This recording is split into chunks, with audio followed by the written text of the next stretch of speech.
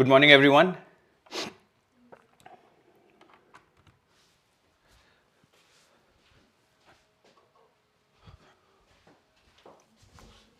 Sir ji Ram Ram.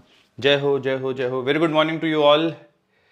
चलिए बच्चों शुरू करते हैं डिस्कशन। तो कल हम लोग पढ़ रहे थे कंडक्टर्स को अगर कनेक्ट करते हैं तो क्या होगा, अर्थिंग क्या होती है। वहीं से कंटिन्यू करते हैं। आइए। Good morning sir. Very good morning. ठीक है, तो बच्चों कल हम लोगों ने बात good morning sir. Good morning good morning. बैठ जाइए। नमस्ते सर। नमस्कार नमस्कार। बच्चों अर्थिंग के बारे में बात कर रहे थे तो मैंने आपको बताया था, जैसे मान लीजिए कोई स्फीयर है, उसको अगर हम अर्थ से कनेक्ट कर देते हैं तो हम लोग क्या मानते हैं, उसका चार्ज जीरो हो जाएगा या उसका पोटेंशियल जीरो हो जाएगा। अगर किसी स्फीयर को कनेक्ट कर देते हैं हम लोग अर्थ से, तो चूंकि अर्थ भी एक कंडक्टर की तरह ट्रीट होता है और अर्थ का रेडियस बहुत बड़ा है, तो potential of earth is always zero. तो अगर आप किसी conductor good morning sir. Good morning conductor को कनेक्ट करेंगे अर्थ गुड से, morning sir. Very good morning, तो इसका भी पोटेंशियल जीरो हो जाएगा। ठीक है, तो अर्थिंग में पोटेंशियल जीरो हो जाता है। कल हम लोगों ने डिस्कशन किया था। तो आइए आज की क्लास की शुरुआत करते हैं। एक सिंपल सा सवाल है, आइए बच्चों फटाफट सारे अटेम्प्ट करिए। Two conducting spherical shell of radius R and two R carrying -q and 3q respectively, how much charge will flow into earth if inner shell is grounded। अगर इनर शेल को अर्थ से कनेक्ट कर दिया गया है, good morning sir. Very good morning, तो कितना charge में चेंज आएगा। तो बच्चों आप ये मान लीजिए कि जैसे इसको अर्थ से कनेक्ट किया है तो -q वाला चार्ज q में कन्वर्ट हो जाएगा, और फिर हम लोग देखते हैं कि अर्थ में कितना फ्लो हो जाएगा। तो दो शेल हैं, फटाफट से बच्चों सॉल्व करिए। शेल ए को अर्थ से कनेक्ट कर दिया गया है, तो बताइए शेल ए में फाइनल चार्ज क्या होगा और कितना अर्थ से ट्रांसफर हुआ होगा चार्ज।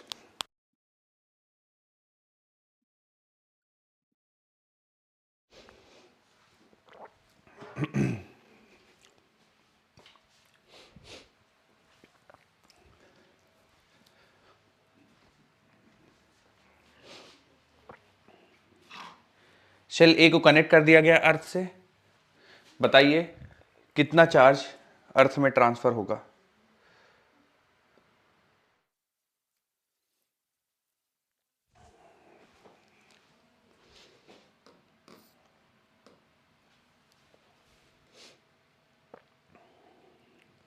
तो जो आपको नेट पोटेंशियल लिखना है ए का, ठीक है, दोनों शेल की वजह से ए का पोटेंशियल लिख दीजिएगा और उसको इक्वेट कर देगा जीरो की वजह Q/2।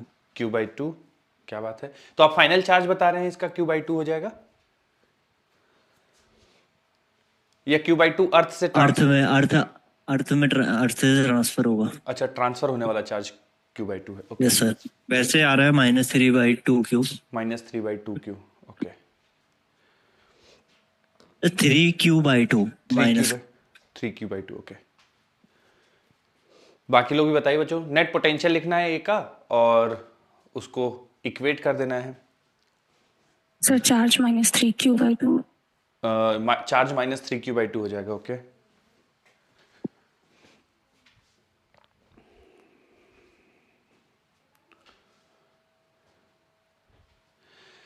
तो बच्चों एक काम करते हैं, पोटेंशियल लिख देते हैं ए शेल का। ठीक है, तो ए में मान लीजिए अर्थ से कनेक्ट करने के बाद इसका जो फाइनल चार्ज हो गया वो स्मॉल q हो गया, तो हम लोग लिख देंगे k small q divided by radius of inner sphere, कि खुद की वजह से उसका पोटेंशियल हो गया, और प्लस k3q। देखिए बाहर वाले स्फीयर का चार्ज चेंज नहीं होगा क्योंकि वो तो कनेक्टेड नहीं है अर्थ से, और ये पूरा शेल विद इन बड़ा वाला शेल है, तो विद इन बिगर शेल जितने भी पॉइंट होंगे सबका पोटेंशियल हो जाएगा KQ डिवाइड बाय बड़े वाले शेल की रेडियस 2r, तो इसको जीरो से इक्वेट कर देंगे। ठीक है, तो k/r कैंसिल हो जाएगा, तो q का वैल्यू आ जाएगा बच्चों -3q/2। जो फाइनल चार्ज हो जाएगा ए शेल में वो -3q/2 हो जाएगा। ठीक है, तो पहले चार्ज -q था और ये -q से चेंज होके -3q/2 हो गया। बच्चों ये चेंज तभी पॉसिबल है जब कितना चार्ज ग्राउंड से आएगा तो ये चार्ज पॉसिबल हो जाएगा माइनस क्यू से माइनस 3q/2। Q/2। हाँ, माइनस का q/2 जाके और ऐड हो जाए, या फिर हम ऐसा कह सकते हैं कि माइनस का q/2 अर्थ से शेल में चला गया है, या ऐसा बोल सकते हैं कि q/2 चार्ज अर्थ में चला गया है। तो दोनों चीजें सही हैं। या तो हम ये बोल दें कि माइनस q/2 शेल में चला गया है, या तो बोल दें कि q/2 चार्ज इससे और निकल के अर्थ में चला गया है। ठीक है, तो सवाल में पूछा गया how much charge will be flow into the earth, तो q/2 will flow into the earth if inner shell is grounded. बच्चों क्लियर है क्या सबको ये? तो आपको अगर शेल Yes, sir. ठीक है, तो अगर ऐसा होता है ना बच्चों Yes, कि कोई ग्राउंडेड है तो बस कुछ नहीं करना है, आपको नेट पोटेंशियल लिखना है, उसको जीरो के इक्वेट कर देना है। अगली हेडिंग डाल दीजिए बच्चों, इक्वी पोटेंशियल सरफेस। क्वेश्चन दिया था करने के लिए होमवर्क। हाँ हाँ, बता दीजिए क्या क्या था, तो मैं उसको डिस्कशन कर देता हूँ। रुक जाइए। ओके,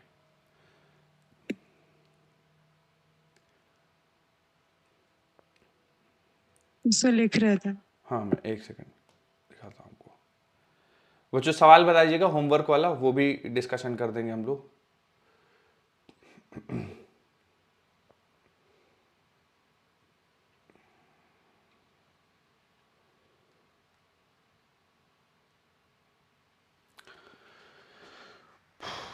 एक सेकंड ना,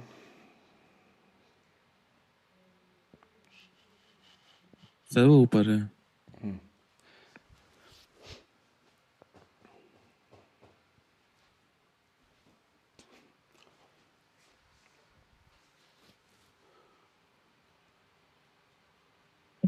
सर हाँ हाँ बताइए। सर इसका मतलब जैसे आखिरी में आंसर लिखेंगे तो -q/2 ही लिखेंगे ना? पूछा गया है how much charge will flow into the earth, तो q/2 चार्ज अर्थ में फ्लो हो जाएगा। अगर ये पूछ देता कि अर्थ कितनी चार्ज सप्लाई की है शेल को, तो शेल को माइनस q/2 सप्लाई की है, और या तो फिर अर्थ में q/2 चला गया है। तो दो तरीके से पूछा जा सकता है। इन्होंने पूछा है कि अर्थ में कितना जाएगा, तो अर्थ में q/2 जाएगा। ठीक है सर। Done sir.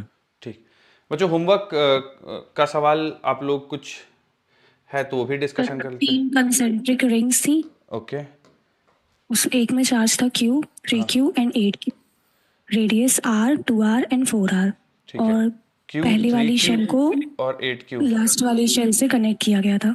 ओके, और रेडियस क्या क्या थी? R, R, 2R and 4R। R, 3R 2R, था सर। R, 2R और 3R। 3R था सर। Yes sir. 4R था सर। अच्छा, अब इसमें देखिए दो सवाल दिए थे मैंने, तो जिसमें सर इस वाले में तो 4R है, दूसरे वाले में थी 3R। अच्छा इस इसमें वाले में 4 4 आ रहा है। Okay yes sir. चलिए, तो मैं बच्चों बता देता हूँ इसको सॉल्व कैसे करना है।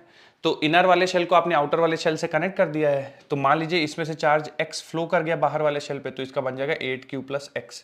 अब हमें x की वैल्यू निकालनी है, तो बच्चों आप लोगों ने क्या किया होगा फिर x की वैल्यू निकालने के लिए, जो इनर मोस्ट, पोटेंशियल A को बराबर कर दिया AC के साथ। बिल्कुल, मान लीजिए इसको मैं a बोल देता हूँ और इसको c बोल देता हूँ, potential of a will be equal to potential of c। तो बच्चों सिंप्लीफाई करने के लिए आपको नेट पोटेंशियल ऑफ a लिखना होगा।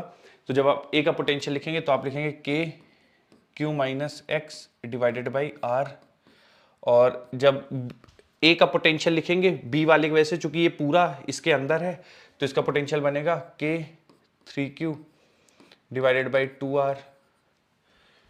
ठीक है, और जब ये 8q + x ये भी पूरा पूरा अंदर है, ये वाला शेल इस पूरे वाले शेल के अंदर है, तो इसका पोटेंशियल बन जाएगा k 8q + x divided by 4r। ठीक है, तो ये बच्चों पोटेंशियल ऑफ a होगा। जब पोटेंशियल ऑफ c लिखेंगे तो इनर मोस्ट की वजह से k q - x divided by 3r, जो सेकंड वाला शेल होगा 3q, इससे इसकी दूरी 3r, तो 3r, सर 4R होगी ना? 4R होगा ना? सॉरी 4r होगा। हाँ, रेडियस 4r है तो 4r होगा, बिल्कुल। और फिर जो लास्ट वाला है उसका खुद की वजह से हो जाएगा kq + x divided by 4r। तो बच्चों अगर आपने ये सही लिखे हैं फिर इनको इक्वेट कर देंगे। किसी ने सॉल्व किया है क्या पूरा? किसी का आंसर आया है कुछ? इनको इक्वेट कर देना है। ठीक है, तो k/r सब में कॉमन है, k/r को लिखने की जरूरत नहीं है, कैंसिल कर दीजिए k/r। ठीक है, और इधर बन जाएगा q minus x plus 3q/2 plus 8q plus x divided by 4। अच्छा बच्चों 8q plus x divided by 4 इधर भी भैया है। सर ये दोनों तो कट जाएंगे। हाँ तो q minus x plus 3q/2 इधर से इतना बचेगा और ये बराबर कर देंगे इसमें, ये बन जाएगा q minus x by 4 plus 3q/4। ठीक है, और इधर दोनों साइड 4 से मल्टीप्लाई कर देंगे तो ये बन जाएगा 4q माइनस 4x और इधर 2 बचेगा तो 6q और इधर आ जाएगा q minus x plus 3q। तो एक काम करते हैं 3q और q ये मिलके 4q कैंसिल हो जाएंगे, इधर x 4x भेज देते हैं तो 4x माइनस एक्स 3x बचेगा, 3x बराबर 6q तो x का वैल्यू आ जाएगा 2q, यानी 2q चार्ज चला जाएगा अंदर से बाहर, तो बाहर पहुंच जाएगा 8q प्लस 2q, बाहर का नेट चार्ज हो जाएगा 10q और यहाँ से 2q बाहर जाएगा तो इधर बच जाएगा q माइनस एक्स, यानी q माइनस एक्स, तो q माइनस 2q तो इसका नेट चार्ज हो जाएगा माइनस q। तो इस तरह से बच्चों मैच कर रहे थे किसी के इक्वेशंस आपने यस लिखे? सर, यस सर ये है। ठीक, यस सर यही आ रहा था। सर जैसे जिससे वायर कनेक्ट होगी उसका पोटेंशियल बराबर करेंगे ना? बिल्कुल बिल्कुल, जो कनेक्टेड है उनका पोटेंशियल बराबर हो जाएगा। ठीक है सर। उसके बाद बच्चों और था क्या कोई सवाल? एक ग्राउंडेड, हाँ तो जब हमने पीछे क्वेश्चन किया था हाँ उसमें हम लोगों ने चार्ज पहले कैपिटल क्यू था, फिर अगर अर्थ में चला जाएगा तो स्मॉल क्यू बचा था, राइट। तो उसमें भी हम लोग क्यू माइनस एक्स कर सकते हैं। मतलब पिछले वाले सवाल में तो हमने देखिए ऐसा किया था कि चार्ज Q था और अर्थ से कनेक्ट करने के बाद हमने माना था कि Q हो गया है, ठीक है।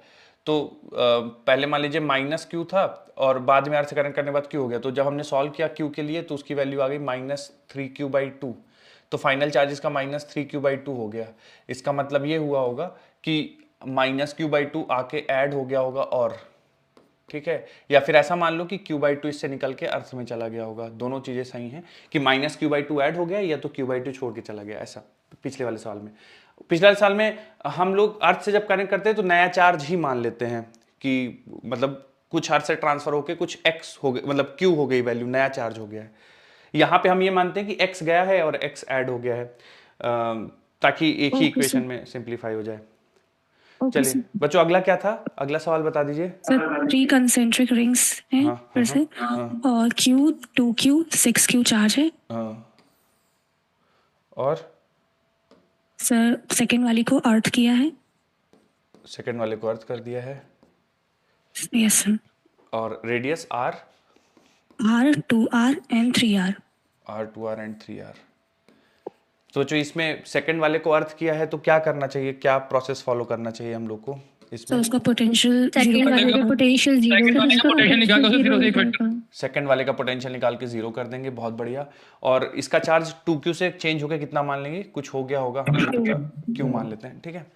अब दूसरा वाला शेल का पोटेंशियल लिखना है, जितने भी चार्जेस प्रेजेंट है। तो पहले इस वाले की वजह से इसका पोटेंशियल लिखेंगे तो बन जाएगा kq डिवाइडेड बाई, चूंकि इसकी दूरी 2r है तो kq डिवाइड बाई 2r। इसका खुद की वजह से पोटेंशियल हो जाएगा kq डिवाइड बाई 2r, चूंकि बाहर वाले शेल के अंदर है तो k 6q divided by 3r बराबर 0।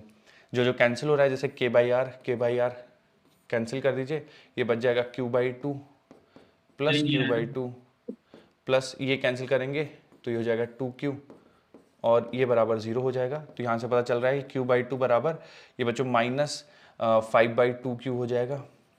तो 2 से 2 कैंसिल, q बराबर आ जाएगा माइनस 5q। -5Q सही है यार। सही है सर। Very good. तो बच्चों ये मतलब काफी परेशान करते हैं बच्चों सवाल, अगर आप क्लियर हैं इसमें तो बढ़िया। अच्छा -5q चार्ज हो गया, तो अगर मैं आपसे पूछूं कि बताइए charge given by earth, charge तो -7Q। -7q। Very good. -7 yes sir. Yes sir. Charge given by earth हो जाएगा -7q, बिल्कुल।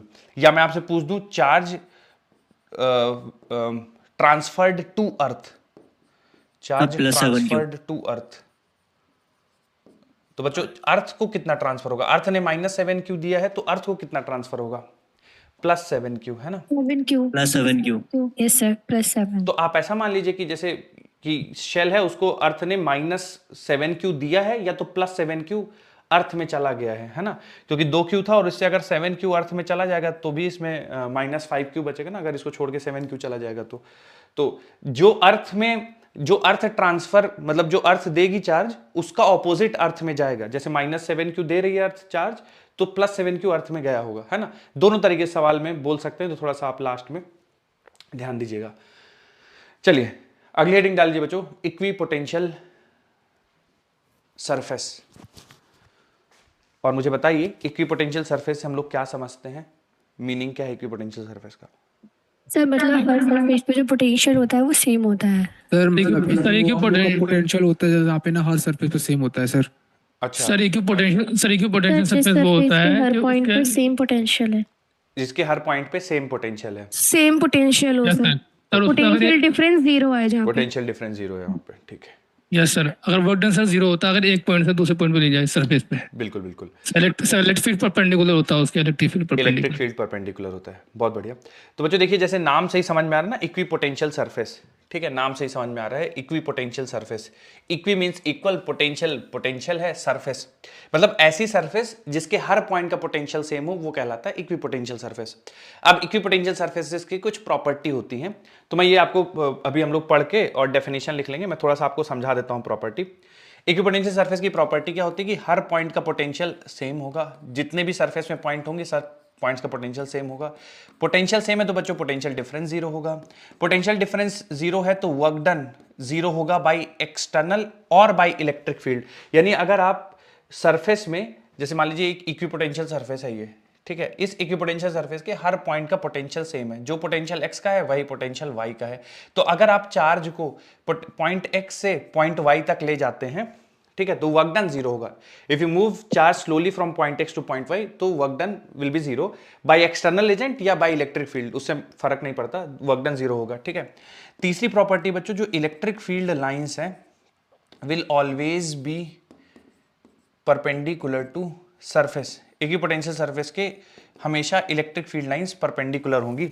कारण क्या है बच्चों, अभी आज हम लोग इसका कारण थोड़ा सा पढ़ेंगे, ठीक है। तो मैं कारण आपको अब आज ही क्लास में आधे घंटे बाद लगभग बता पाऊंगा कि इलेक्ट्रिक फील्ड लाइंस हमेशा परपेंडिकुलर क्यों है, पर आपको याद रखना है, ठीक है। तो बस ये बच्चों कुछ 4 पॉइंट है जो आपको इक्विपोटेंशियल सरफेस के बारे में याद रखनी है। इसके अलावा हमारे सिलेबस में हमें 3 टाइप की स्टैंडर्ड इक्विपोटेंशियल सरफेसेस पढ़नी है।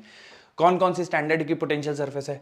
एक तो स्फेरिकल इक्विपोटेंशियल है, स्फेरिकल इक्विपोटेंशियल सरफेस, दूसरा है सिलिंड्रिकल इक्विपोटेंशियल सरफेस, और तीसरी है प्लेनर इक्विपोटेंशियल सरफेस, ठीक है। तो स्फेरिकल इक्विपोटेंशियल सरफेस बच्चों आपको ध्यान रखना है, पॉइंट चार्ज इसकी वजह से स्फेरिकल इक्विपोटेंशियल सरफेस आएगी, यूनिफॉर्मली चार्ज शेल इसकी वजह से, और सॉलिड स्फीयर इसकी वजह से इक्विपोटेंशियल सरफेसेस आपको मिलेंगी, ठीक है। तो पॉइंट चार्ज जैसे रख देंगे आप, मान लीजिए यहाँ पे पॉइंट चार्ज है और मैं आपसे पूछूं कि इससे r दूरी पे कोई पॉइंट ले लीजिए, ठीक है, इस पॉइंट चार्ज से r दूरी पे आप कोई पॉइंट ले लीजिए यहाँ पे a, तो r दूरी पे जितने भी पॉइंट होंगे सब पे सेम पोटेंशियल होगा, यानी इसमें स्फेरिकल इक्विपोटेंशियल सरफेस आपको मिलेगी। आप जैसे r रेडियस का एक स्फीयर कंसीडर कर लीजिए, या जो भी x रेडियस का कंसीडर कर लीजिए, तो इसके हर पॉइंट पे सेम पोटेंशियल है क्योंकि सारे इक्वी डिस्टेंट है, ठीक है। तो स्फेरिकल इक्विपोटेंशियल सरफेस आपको मिलती है पॉइंट चार्ज की वजह से, शेल की वजह से, सॉलिड स्फीयर की वजह से। उसके बाद सिलिंड्रिकल इक्विपोटेंशियल सरफेस आपको मिलती है इनफाइनाइट वायर, ठीक है, इनफाइनाइट लाइन चार्ज की वजह से आपको सिलिंड्रिकल इक्विपोटेंशियल सरफेस मिलती है, ठीक है। ये बच्चों डिस्कशन कुछ ऐसा ही है जैसे हम लोग गॉसियन सरफेसेस मानते थे इलेक्ट्रिक फील्ड इंटेंसिटी निकालने के लिए, कुछ इसी टाइप से कि इनफाइनाइट वायर है या इनफाइनाइट सिलेंडर है, तो इनकी वजह से आपको सिलिंड्रिकल इक्विपोटेंशियल सरफेस मिलेगी, है ना, कुछ इस तरह से। पॉजिटिव चार्ज है तो फील्ड लाइंस कुछ इस तरह से निकलेंगी, है ना, field lines are perpendicular to equipotential surface, ठीक है। तो ये इसमें सिलिंड्रिकल इक्विपोटेंशियल सरफेस मिलेगी। प्लेनर इक्विपोटेंशियल सरफेस मिलती है जब आपकी फील्ड लाइंस पैरेलल हो, मतलब कि यूनिफॉर्म इलेक्ट्रिक फील्ड हो। जब यूनिफॉर्म इलेक्ट्रिक फील्ड होगी तो आपको इस तरह से प्लेनर इक्विपोटेंशियल सरफेस मिलेगी। अब ये प्लेनर कैसे, मैं 3D में थोड़ा सा अगर ड्रॉ करने की कोशिश करता हूं तो देखिए कुछ इस तरह से, मतलब जैसे मान लीजिए electric field lines along X axis है, तो ये जो मेरा हाथ है ये इक्विपोटेंशियल सरफेस है, ये इक्विपोटेंशियल सरफेस है ना। तो प्लेनर इक्विपोटेंशियल सरफेस मिलती है अगर यूनिफॉर्म इलेक्ट्रिक फील्ड है, ठीक है। तो ये सारी चीजें मैं अभी, ये जो मैं आपको समझाया हूं, ये सब मैं आपको एक एक करके लिखवाता हूं, ठीक है। तो सबसे पहले डेफिनेशन लिखेंगे, आइए। इक्विपोटेंशियल सरफेस क्या होता है? For a given charge distribution the plane और surface corresponding to the locus of all points having same potential is called as equipotential surface. बहुत कॉम्प्लिकेटेड सी है बच्चों, आप हेडिंग डालिए, मैं एक सिंपल आपको डेफिनेशन लिखवाता हूं। लिखिए, हेडिंग डल गई होगी होपफुली। इक्विपोटेंशियल सरफेस लिखिए, सरफेस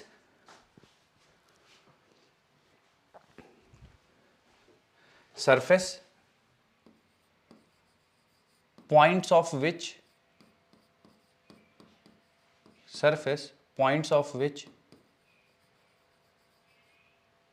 have equal potential। तो बच्चों इक्विपोटेंशियल सरफेस क्या होगी? ऐसी सरफेस जिसके हर पॉइंट का सेम पोटेंशियल होगा। Surface points of which have equal potential. बच्चों ये कॉम्प्लिकेटेड लिखने की कोई जरूरत नहीं है, कोई मतलब नहीं है, ठीक है। चलिए पहली प्रॉपर्टी बच्चों इसमें जो लिखेंगे आप, first property delta V is equal to 0। Second, work done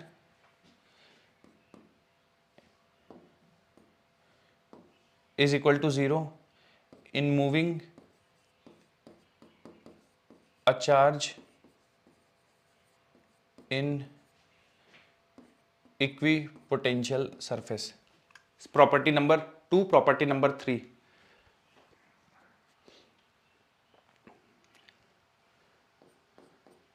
बच्चों ये 3 प्रॉपर्टी लिखिएगा, फिर चौथी मैं फिर से बोलूंगा आपको, फिर लिखिएगा। फोर्थ लिख लीजिए,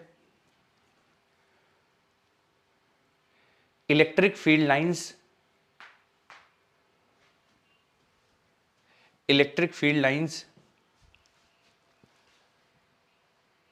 always perpendicular to equipotential surface। electric field lines always perpendicular to equipotential surface। लिखिए बच्चों, electric field lines always perpendicular to equipotential surface. तो ये हो गया आपका प्रॉपर्टी नंबर 4। प्रॉपर्टी नंबर 5 लिखिए, equipotential surface never intersect. Equipotential surface never intersect. बच्चों equipotential surface कभी भी इंटरसेक्ट नहीं कर सकती हैं। कारण कोई बताना चाहेगा क्यों नहीं इंटरसेक्ट कर सकती इक्विपोटेंशियल सरफेस? सर हाँ, पोटेंशियल सरफेस इंटरसेक्ट करके तो इलेक्ट्रिक फील्ड लाइंस भी इंटरसेक्ट कर जाएंगी, तो फिर एक पॉइंट पे उनकी 2 वैल्यू हो जाएगी, तो जो कि पॉसिबल नहीं है। ठीक है, सर ये कह सकते हैं सर उनकी 2 डायरेक्शन हो जाएगी सर। 2 डायरेक्शन हो जाएगी। ओके बच्चों, पॉइंट पर 2 डायरेक्शन हो जाएंगी ना ओके, इलेक्ट्रिक फील्ड।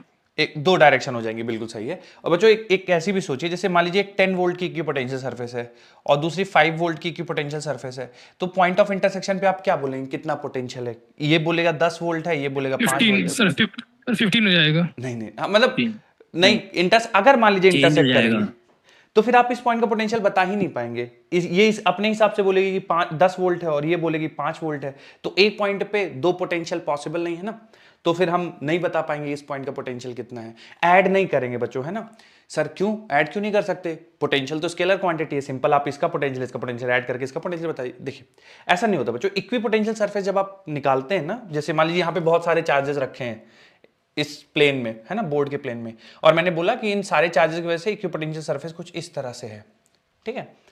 तो अब इन सारे चार्जेस की वजह से केवल एक ही इक्विपोटेंशियल सरफेस होगी, यानी इक्विपोटेंशियल सरफेस जब ड्रॉ करते हैं तो सारे चार्जेस का नेट इफेक्ट लेके ड्रॉ करते हैं, ठीक है। उसमें फिर ऐसा नहीं हो सकता कि अच्छा इस पॉइंट पे मैंने पोटेंशियल बोला, जैसे मान लीजिए 10 वोल्ट, है ना, तो वो 10 वोल्ट इन सारे चार्जेस का कंबाइंड होकर 10 वोल्ट आया इस पॉइंट पे।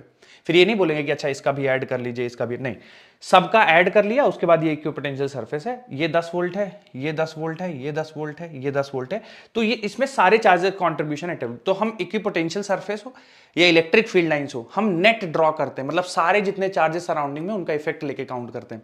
तो या तो ये होगा या तो ये होगा। अब एक ही पॉइंट पे 2 पोटेंशियल नहीं बोल सकते हैं, ठीक है, इसलिए ऐड नहीं होगा। तो बच्चों ध्यान रख लीजिएगा, इक्विपोटेंशियल सरफेसेस नेवर इंटरसेक्ट। आगे बढ़ते हैं बच्चों। अब 3 टाइप के आपको देखिए इक्विपोटेंशियल सरफेस फ्री हैंड से आपको ड्रॉ करने हैं।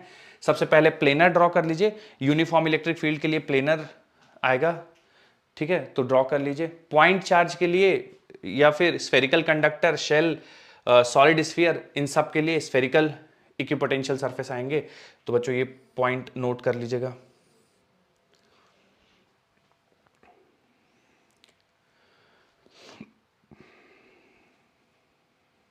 For line distribution of charge, equipotential surface are cylindrical। और हो जाए बच्चों तो मुझे बताइएगा, मैं सवाल कराऊंगा इस पे फिर।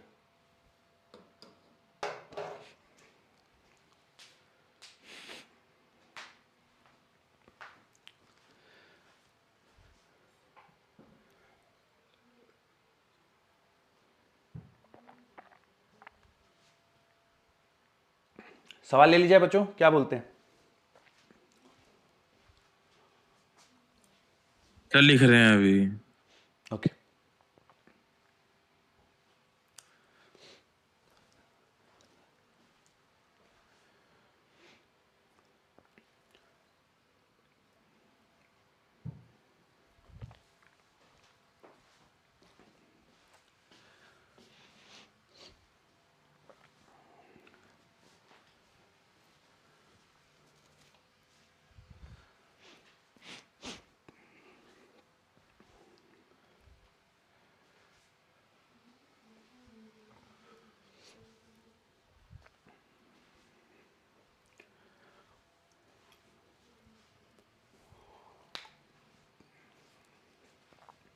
बच्चों, कराऊं सवाल?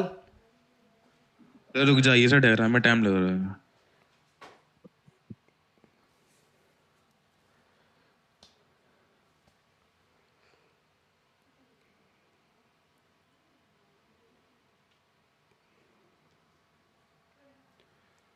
सर लास्ट वाला रह गया है। ओके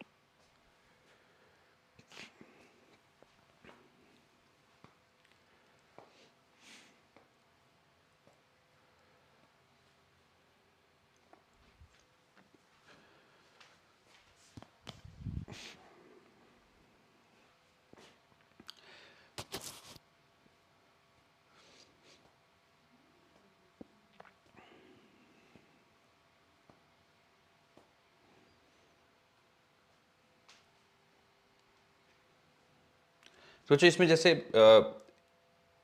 इक्विपोटेंशियल सरफेस है, तो इस ये जो सरफेस है इसके सारे पॉइंट्स का पोटेंशियल सेम रहेगा।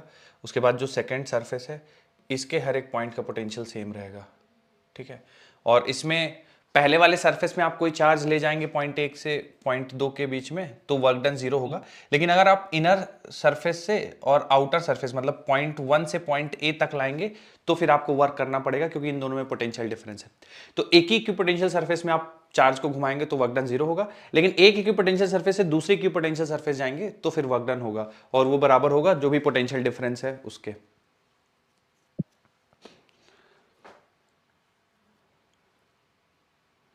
बच्चों मैं लगा रहा हूँ सवाल। हाँ बोलिए। डन सर, सर डन कह रहे हैं।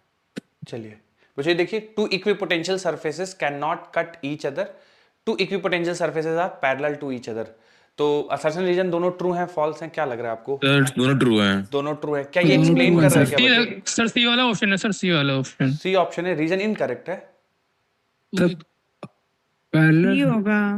सर बी वाला हो जाएगा, सर बी। बी हो जाएगा, पैरेलल होते हैं बच्चों। बी होगा। यस सर, बी वाला ऑप्शन। अच्छा, लेकिन इसको एक्सप्लेन नहीं कर पा रहा है कि अच्छा कट नहीं कर सकते क्योंकि पैरेलल होते हैं, ऐसा नहीं है। कट नहीं कर सकते क्योंकि एक पॉइंट पे दो इलेक्ट्रिक फील्ड लाइंस की डायरेक्शन नहीं हो सकती, या दो इक्विपोटेंशियल सरफेसेस मतलब एक पॉइंट पे दो पोटेंशियल पॉसिबल नहीं है, इसलिए कट नहीं कर सकते। तो करेक्ट एक्सप्लेनेशन नहीं, बाकी सब ठीक है। इसके लिए देखिए बच्चों,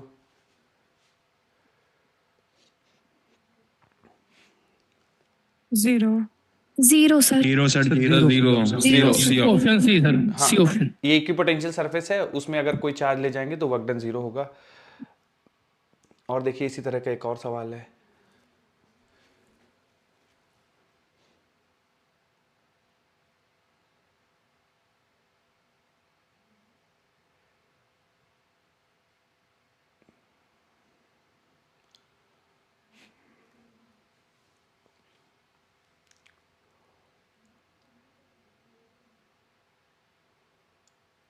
अच्छा, ये बच्चों इक्विपोटेंशियल का नहीं है, इसमें आपको करना पड़ेगा solve. Charges plus Q and minus Q placed at point A and B. वैसे कर सकते हैं आप लोग, कुछ भी इसमें नहीं है कि जो आप नहीं जानते हैं। चलिए करिए, देखते हैं कितने लोग का सही आएगा। Plus Q minus Q A B पे रखे, which are at a distance 2l apart, C is the mid point between A and B. तो सी मिड पॉइंट है ए और बी का। The work done in moving charge plus Q along semi circle C R D. तो कितना work done करना पड़ेगा? एक charge को हम लोग को सी से डी तक ले जा रहे हैं, तो बताइए कितना वर्क करना पड़ेगा। बच्चों by the way, work done by external agent it is equal to charge into potential difference, यानी डेस्टिनेशन माइनस ओरिजिन। ठीक है, ये फॉर्मूला लगेगा, और जिनका आंसर आ जाए बच्चों बताइएगा।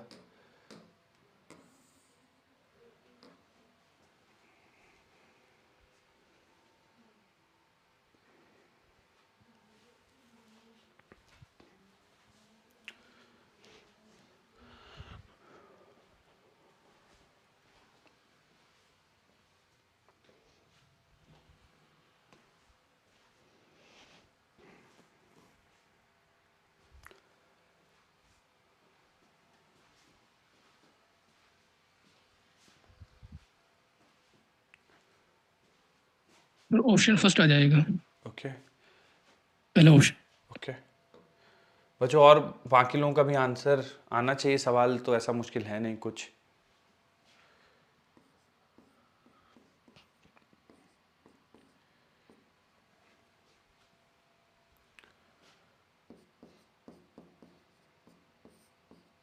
सर साइड होना थोड़ा सा प्लीज। हाँ हाँ बिल्कुल। सर फर्स्ट ऑप्शन आ रहा है। Okay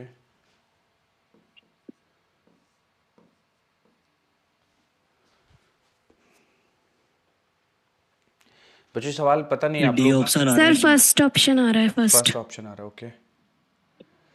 fourth. सर 3 आ गया ना, 3l आ गया ना, आपने 12 जो लिखा। 12 लिखा है कहाँ से? एक सेकंड, 3L इससे आएगा। हाँ बिल्कुल 3l आएगा, टेल बिल्कुल। 3l। हाँ बिल्कुल 3l आएगा। k बाई एल कॉमन ले लेंगे, minus Q plus Q by 3, तो बच्चों आ जाएगा k by L minus 2q by 3। तो पोटेंशियल डिफरेंस d का है, c का 0 है, यही पोटेंशियल डिफरेंस हो जाएगा। तो चार्ज हम लोग ले जा रहे हैं capital Q, potential difference d minus c, तो यही निगेटिव रहेगा। तो माइनस k का वैल्यू हो जाएगा 1/4 पाई एप्सिलॉन नॉट और 2q बाई 3।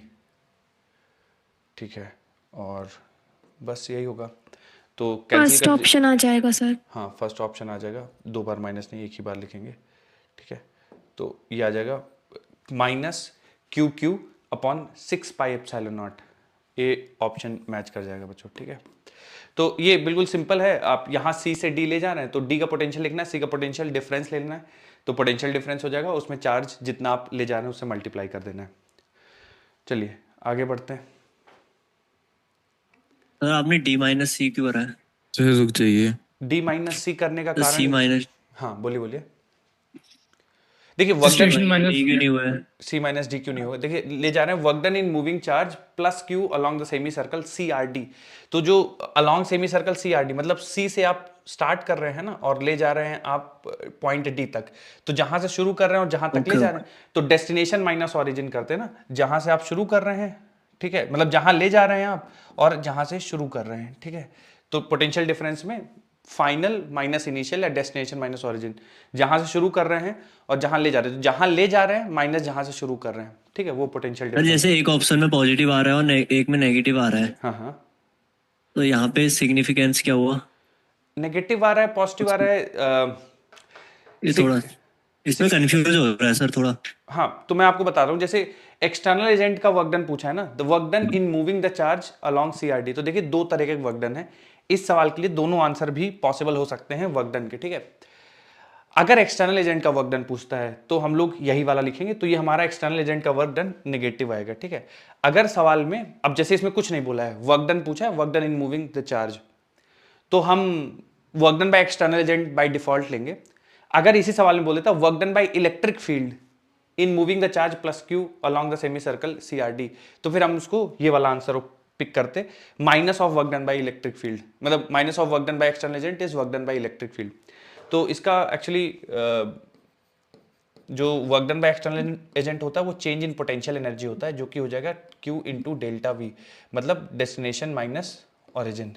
ठीक है, अगर work done by electric field पूछा जाता या कंजर्वेटिव फील्ड का तो माइनस डेल्टा यू लिखते। तो फिर जो हमारा एक्सटर्नल एजेंट का आंसर आता है उसमें माइनस से मल्टीप्लाई करते वर्क डन बाय इलेक्ट्रिक फील्ड का। हमें कैसे पता चलेगा कि सर इलेक्ट्रिक फील्ड पूछा है या एक्सटर्नल पूछा है? अगर कुछ भी नहीं बोला जाता है तो एक्सटर्नल है, अगर इलेक्ट्रिक फील्ड का वर्क डन या कंजर्वेटिव फील्ड का वर्क डन पूछना होगा तो सवाल में लिखा जाएगा कि work done by electric field बताइए। ठीक है, तो यहाँ पे नहीं लिखा हुआ है तो हम लोग work done by external agent का ही मान के करेंगे। सर आपने सी पे पोटेंशियल जीरो कैसे मतलब मान लिया? प्लस की वजह से लिखेंगे पोटेंशियल तो पॉजिटिव आएगा और ये माइनस की वजह से नेगेटिव, तो दोनों जोड़ेंगे तो जीरो हो जाएगा, है ना? ओके सर, ठीक है।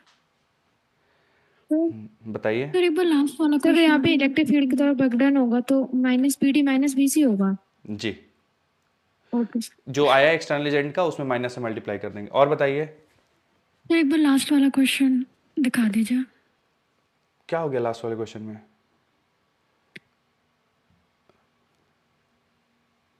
बताइए कुछ इसमें डाउट? मैं कैसे पता चला कि ये इक्विपोटेंशियल सरफेस है? अभी मैंने बताया ना, पॉइंट चार्ज की वजह से स्फेरिकल इक्विपोटेंशियल सरफेस आती है।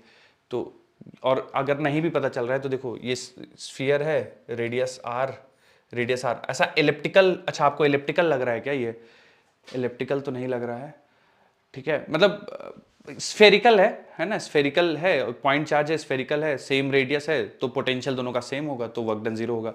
एलिप्टिकल तो नहीं लग रहा है बाकी। और ओके सर, ठीक है। हाँ, तो मतलब सर्कुलर है या स्फेरिकल है तो वर्क डन जीरो होगा इक्विपोटेंशियल सरफेस का। तो जरा उसका आंसर दिखा दीजिएगा सर, ये जो इसकी बात कराए थे एक बार, जो आया था आंसर। ए ऑप्शन था भाई।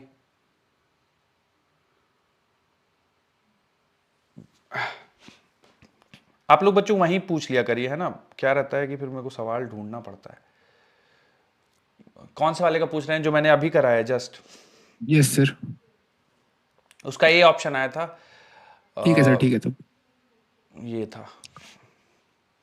चलिए चलें बच्चों, अब वापस नहीं आऊंगा मैं इस सवाल पे। हाँ सर, हाँ सर, चलिए चलिए डन चलिए। सर, डन हो गया। चलिए बच्चों, डायग्राम्स आप देख लीजिए, इसमें ऑप्शंस कुछ ऐसे हैं।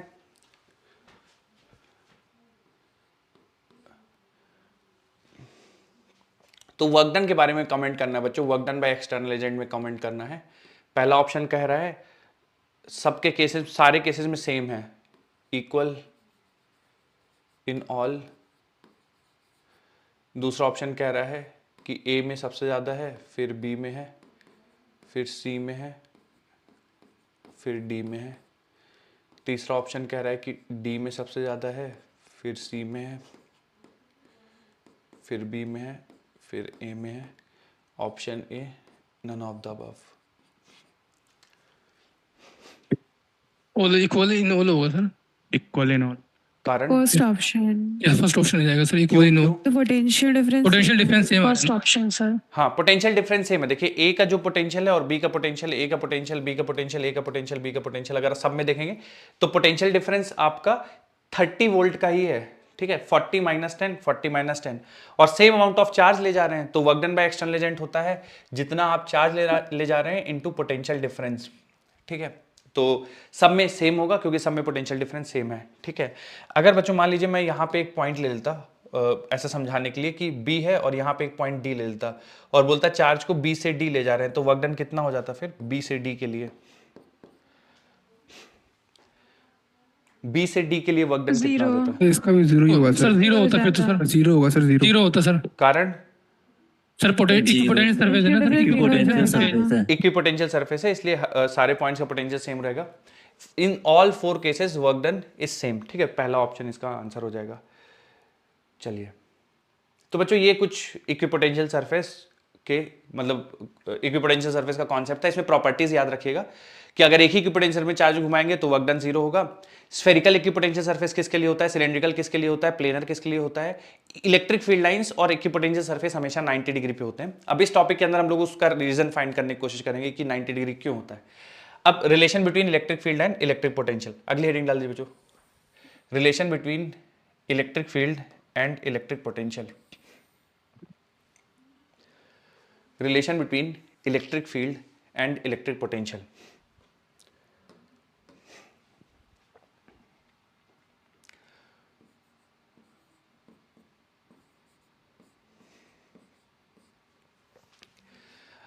बच्चों देखिए, जो हम लोग work done by external agent पढ़ते हैं या work done by electric field पढ़ते हैं, ठीक है, तो हमें पता है कि work done by electric field को अगर हम लोग माइनस से मल्टीप्लाई कर देंगे तो चेंज इन पोटेंशियल एनर्जी होता है। सर ये कैसे पता चला आपको?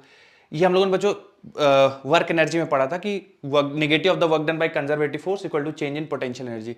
तो work done by conservative force और चेंज इन पोटेंशियल एनर्जी ऐसे डिफाइंड है ये, ठीक है। तो यहाँ पे कंजर्वेटिव फोर्स इलेक्ट्रिक फील्ड है, तो चेंज इन पोटेंशियल एनर्जी बराबर negative of the work done by electric field. तो हम लोग पोटेंशियल एनर्जी को लिख सकते हैं Q into dV is minus of work done by electric field. तो work done by electric field लिखा सकता है Q इंटू E फोर्स हो जाएगा F डॉट dx, ठीक है, ऐसा आप लिख सकते हैं work done by electric field. तो Q से Q कैंसिल हो जाएगा, तो dV बराबर आ जाएगा बच्चों minus of E dot dr, ठीक है, E डॉट dr वेक्टर, ठीक है। जनरल जैसे x एक ही डायरेक्शन में, x के डायरेक्शन में जनरल लिखना है 3 डायमेंशनल के लिए, तो माइनस E डॉट dr। तो अगर आपको नेट पोटेंशियल डिफरेंस लिखना है डेल्टा V, तो डेल्टा V बराबर आ जाएगा minus of integration vector E dot dr vector. तो अगर आपको पोटेंशियल डिफरेंस निकालना है तो इलेक्ट्रिक फील्ड और पोटेंशियल डिफरेंस में ये रिलेशन है, change in potential is equal to minus of integration vector E dot dr vector, ठीक है। अब जो सवाल कैसे बन सकते हैं थोड़ा सा देखिए। सवाल इसमें दो कैटेगरी के बन सकते हैं। एक तो पहला कैटेगरी कि जहां पे इलेक्ट्रिक फील्ड कांस्टेंट हो, ठीक है, इलेक्ट्रिक फील्ड का मैग्नीट्यूड चेंज नहीं हो रहा हो, इलेक्ट्रिक फील्ड कांस्टेंट हो, पहली कैटेगरी। दूसरी कैटेगरी बन सकते हैं जहां पे इलेक्ट्रिक फील्ड वेरिएबल हो, ठीक है। तो मैं आपको दोनों के कुछ सवाल कराऊंगा तो आपको थोड़ा सा अंदाजा होगा किस टाइप के क्वेश्चंस बनेंगे। तो इलेक्ट्रिक फील्ड कांस्टेंट वाले पहले कर लेंगे, फिर इलेक्ट्रिक फील्ड वेरिएबल वाले कर लेंगे। तो जो आप इतना लिख के और सब हेडिंग डाल दीजिएगा when electric field is constant, क्योंकि हम लोग पहले इसके सवाल करेंगे। तो नोट कर लीजिए बच्चों जल्दी से, और जैसे ही हो जाए तो मुझे बता दीजिएगा।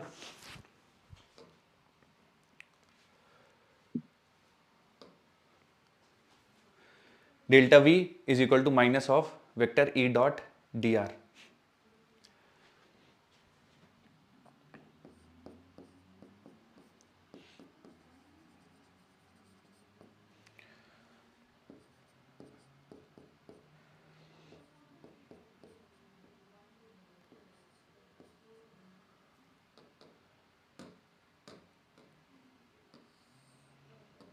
तो सिलेबस आ गया रात।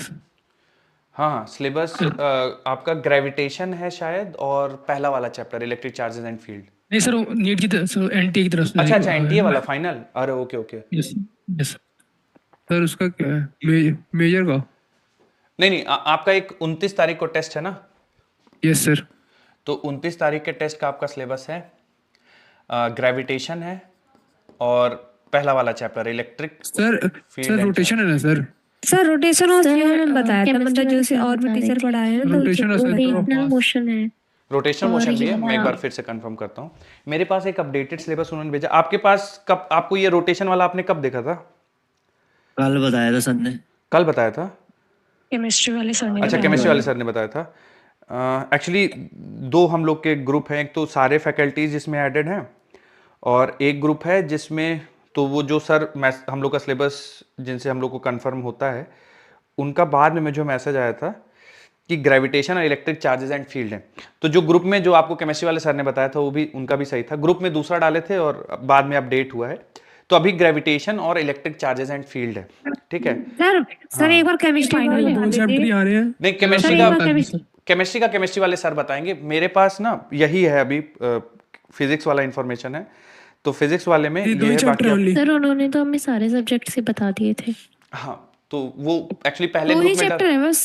हाँ 2 ही चैप्टर, पहले ग्रुप में कुछ और आया था, बाद में फिर शायद कुछ बैचेस में कुछ इशू है, तो फिर ग्रेविटेशन और electric charges and field he decide हुआ है अभी। तो यही है, अगर कुछ ऐसा और अपडेट आएगा तो मैं आपको बता दूंगा। फिलहाल तो इतना ही सिलेबस है आपका, ग्रेविटेशन है और इलेक्ट्रिक चार्जेस। अगर आपको कम लग रहा है तो जरूर स्कोप है, इसमें कुछ चैप्टर्स ऐड कर सकते हैं अगर आपके बाकी। नहीं सर परफेक्ट है। सर सही है सर, इतना ही सही है। तो इसमें एक्चुअली दोनों बहुत सिमिलर चैप्टर्स है ना, ग्रेविटेशन सर? तो ये होगा। हाँ सर केमिस्ट्री की क्लास कैंसिल है, आप उस केमिस्ट्री का सिलेबस बता दीजिए।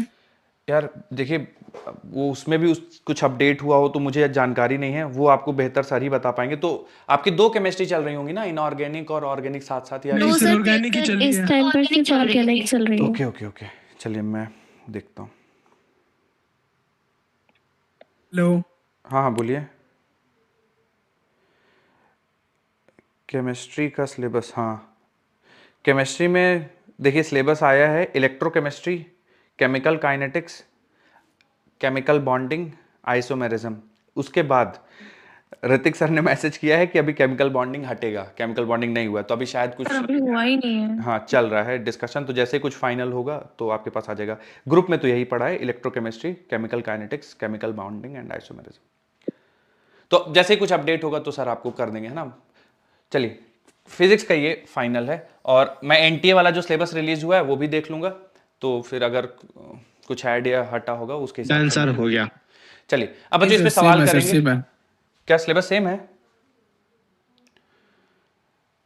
अब इस पे कुछ सवाल करेंगे, ठीक है बच्चों। ये जो मैंने कांस्टेंट आपको बताया कि इलेक्ट्रिक फील्ड कांस्टेंट या वेरिएबल, तो कांस्टेंट वाले पे कुछ सवाल करेंगे, फिर वेरिएबल वाले पे कुछ सवाल करेंगे। तो कांस्टेंट वाले, ये सर हाँ बोलिए। वो एनटीए वाला सिलेबस सेम ही है, मतलब कि कोई चेंज नहीं है लास्ट ईयर से। लास्ट ईयर से कोई चेंज नहीं है, ओके।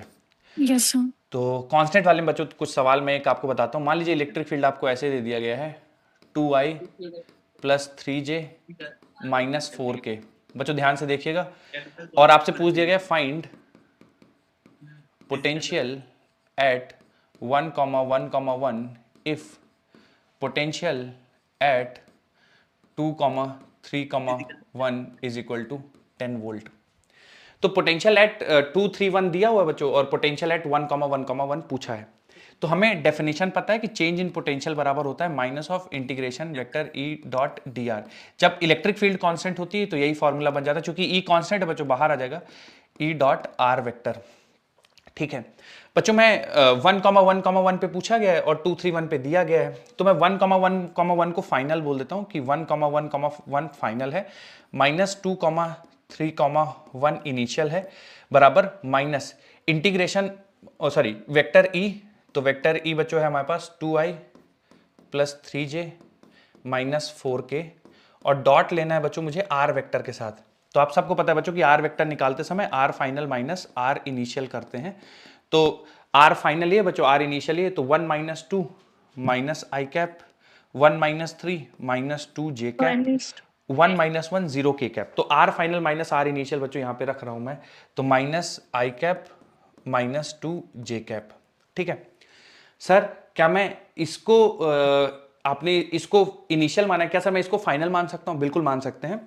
फिर आप जब आप आर वेक्टर निकालेंगे तो फिर R final minus R initial करेंगे, तो जिसको आप फाइनल, जिसको इनिशियल मानना है शुरू में ही डिसाइड कर दीजिए, उसके हिसाब से फिर आर वेक्टर निकाल लीजिए। ठीक है, तो यहां तक क्लियर है बच्चों, आर वेक्टर कैसे निकाल रहे हैं, फाइनल माइनस इनिशियल, और यहां पे भी V final minus V initial किया हुआ है। तो सवाल में हमसे ये पूछा गया कि यहाँ पे पोटेंशियल बताना है, तो यहाँ की पोटेंशियल को V मान लेते हैं, और यहाँ का पोटेंशियल सवाल में बता रखा है 10 वोल्ट है, तो वैल्यू रख देते हैं 10 वोल्ट, माइनस आई कॉम्पोनेंट को मल्टीप्लाई करेंगे बच्चों, तो 2 माइनस 1 माइनस 2, जे कॉम्पोनेंट को मल्टीप्लाई करेंगे 3 माइनस 2 माइनस 6, के कुछ है नहीं। ठीक है, तो बच्चों ये जगह minus 2 minus 6 minus 8 minus 8 minus, तो मिलके बन जाएगा प्लस 8, तो V माइनस 10 बराबर 8, तो पोटेंशियल की वैल्यू आ जाएगी 18। ठीक है, तो 1,1,1 पे पोटेंशियल की वैल्यू आ जाएगी 18। किसी कुछ डाउट है तो पूछ लीजिए, नहीं तो सेम ऐसा ही सवाल बच्चों यहाँ पे लिख रहा हूँ प्रैक्टिस के लिए, कोशिश कीजिएगा कि सबका सही है।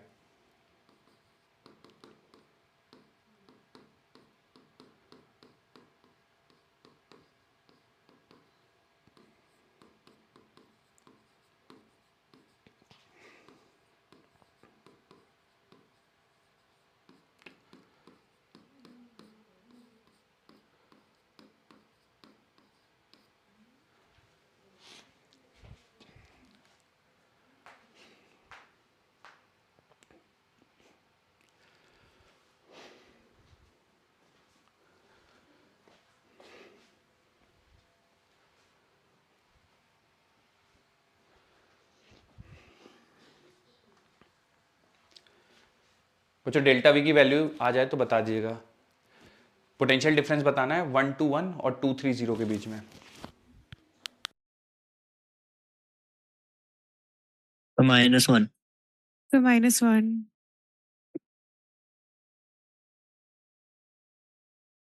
ओके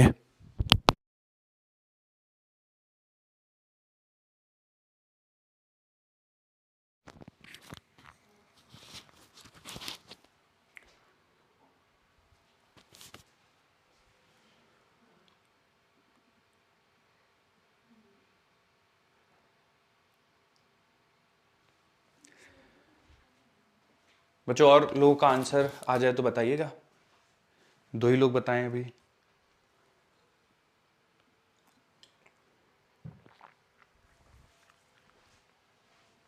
अब इसमें कंफ्यूज नहीं होना है बच्चों कि सर +1 आ रहा है। सर -3 आ रहा है हमारा। -3 आ रहा है। ओके, चलिए बच्चों, सर सिंपलीफाई। +1 आ रहा है। +1 आ रहा है। ओके, चलिए ठीक है। तो कुछ बच्चों के +1 आ रहे हैं, कुछ के -3 -1, आ रहा है। -3 भी आ रहा है, +3 भी आ रहा है। ठीक है, आइए बच्चों सॉल्व करते हैं। तो डेल्टा भी निकालना है, ई डॉट डी आर। चूंकि इलेक्ट्रिक फील्ड कांस्टेंट है तो हम लोग तुरंत फॉर्मूला लगा देंगे -((E.dr वेक्टर पर E.r वेक्टर पर आर वेक्टर कैसे निकाले सर? किसको इनिशियल माने, किसको फाइनल माने? सुन लीजिए बच्चों, जैसे डेल्टा भी बता दिया, इस और इसके बीच में निकालिए तो फिर पोटेंशियल डिफरेंस मतलब पोटेंशियल के बीच में अंतर, ठीक है, कौन हायर है कौन लोअर है उस पर फर्क नहीं पड़ता है ना, कौन हायर है कौन लोअर है। ठीक है, पोटेंशियल में आपको अंतर बताना है। तो जैसे मान लीजिए बच्चों, कोई अंतर का मतलब केवल डिफरेंस है ना, कौन हायर है कौन लोअर है वो नहीं। क्योंकि जैसे मान लीजिए कोई बच्चा बोलेगा सर मैं इसको इनिशियल मानूंगा तो कोई तकलीफ नहीं है, कोई बोलेगा मैं इसको फाइनल मानूंगा, कोई बोलेगा सर मैं इसको इनिशियल मानूंगा इसको फाइनल मानूंगा।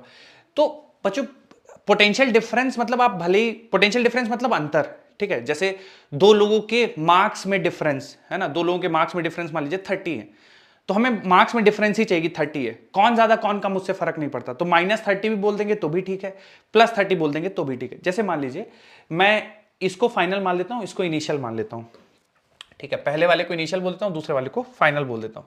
तो मैं आर वेक्टर निकालता हूं, आर वेक्टर होगा R final minus R initial. तो 2 - 1 1 I cap, 3 - 2 1 J cap, 0 - 1 -k cap. ठीक है बच्चों, ये आर वेक्टर आ गया। तो आर वेक्टर रख देते हैं i + j और -k। जब डॉट प्रोडक्ट लेंगे बच्चों आप डेल्टा u बराबर माइनस, तो देखिए ध्यान से -1 + 1 ये तो हो गया बच्चों, -1 × +1 ये आएगा -1, 2 + 2 × 1 तो आ जाएगा बच्चों +2, और ये 0 तो मल्टीप्लाई होके 0 बन जाएगा। ठीक है, तो हो गया माइनस, और -1 + 2 बच्चों ये मिलके बन जाएगा 2 - 1 1, तो -1, तो पोटेंशियल डिफरेंस आ गया मेरा -1। इससे मुझे क्या समझ में आता है कि इनिशियल और फाइनल के बीच में पोटेंशियल डिफरेंस यानी V final minus V initial बराबर -1 वोल्ट है। इसका मतलब बच्चों कौन सा हायर है कौन सा लोअर है, आपको क्या लगता है? मतलब इनिशियल वाला हायर है या इनिशियल फाइनल वाला हायर है, फाइनल वाला लोअर है। बिल्कुल, इनिशियल वाला हायर है फाइनल वाला लोअर है। यानी इस पॉइंट पे जो पोटेंशियल है और इस पॉइंट पे जो पोटेंशियल है, जब हम डिफरेंस ले रहे हैं फाइनल -1 वोल्ट आ रहा है, ये मतलब ये वाला जो उस पॉइंट पे पोटेंशियल होगा वो इस वाले पोटेंशियल से 1 वोल्ट ज्यादा है। ठीक है, मैं अगर इसी सवाल में यही बोल देता कि इस पॉइंट का पोटेंशियल आप 2 वोल्ट मान लीजिए, है ना, और इस पॉइंट का पोटेंशियल आप बता दीजिए कितना होगा, तो इस पॉइंट का पोटेंशियल आप इनिशियल इसको मानना है तो 2 यहां रख देते हैं। तो हमें अगर उस पर निकालना है फाइनल तो यहाँ पे 2 रख देंगे -1, तो इधर चला जाएगा V फाइनल बराबर आ जाएगा 2 - 1 बराबर 1 वोल्ट। तो अगर मैं इसका 2 वोल्ट मान लूंगा तो इसका आंसर 1 वोल्ट आ जाएगा। ठीक है, जिन बच्चों ने इसको फाइनल मान लिया होगा इसको इनिशियल मान लिया होगा तो उनका पोटेंशियल डिफरेंस +1 वोल्ट आ गया होगा। ठीक है, तो Yes, उससे sir. हाँ, तो उससे कोई फर्क नहीं पड़ता बच्चों, है ना। अगर सवाल में पोटेंशियल डिफरेंस मतलब अंतर दोनों के पोटेंशियल में, तो उसमें प्लस माइनस से कोई फर्क नहीं पड़ता। ये आपका आप +1 वोल्ट बोल देंगे तो भी सही है, -1 वोल्ट बोल देंगे तो भी सही है। ठीक है, ज्यादातर केसेस में बच्चों आप रिपोर्ट प्लस ही करिएगा, अगर पोटेंशियल डिफरेंस पूछा जाए तो आप प्लस रिपोर्ट कर दीजिएगा।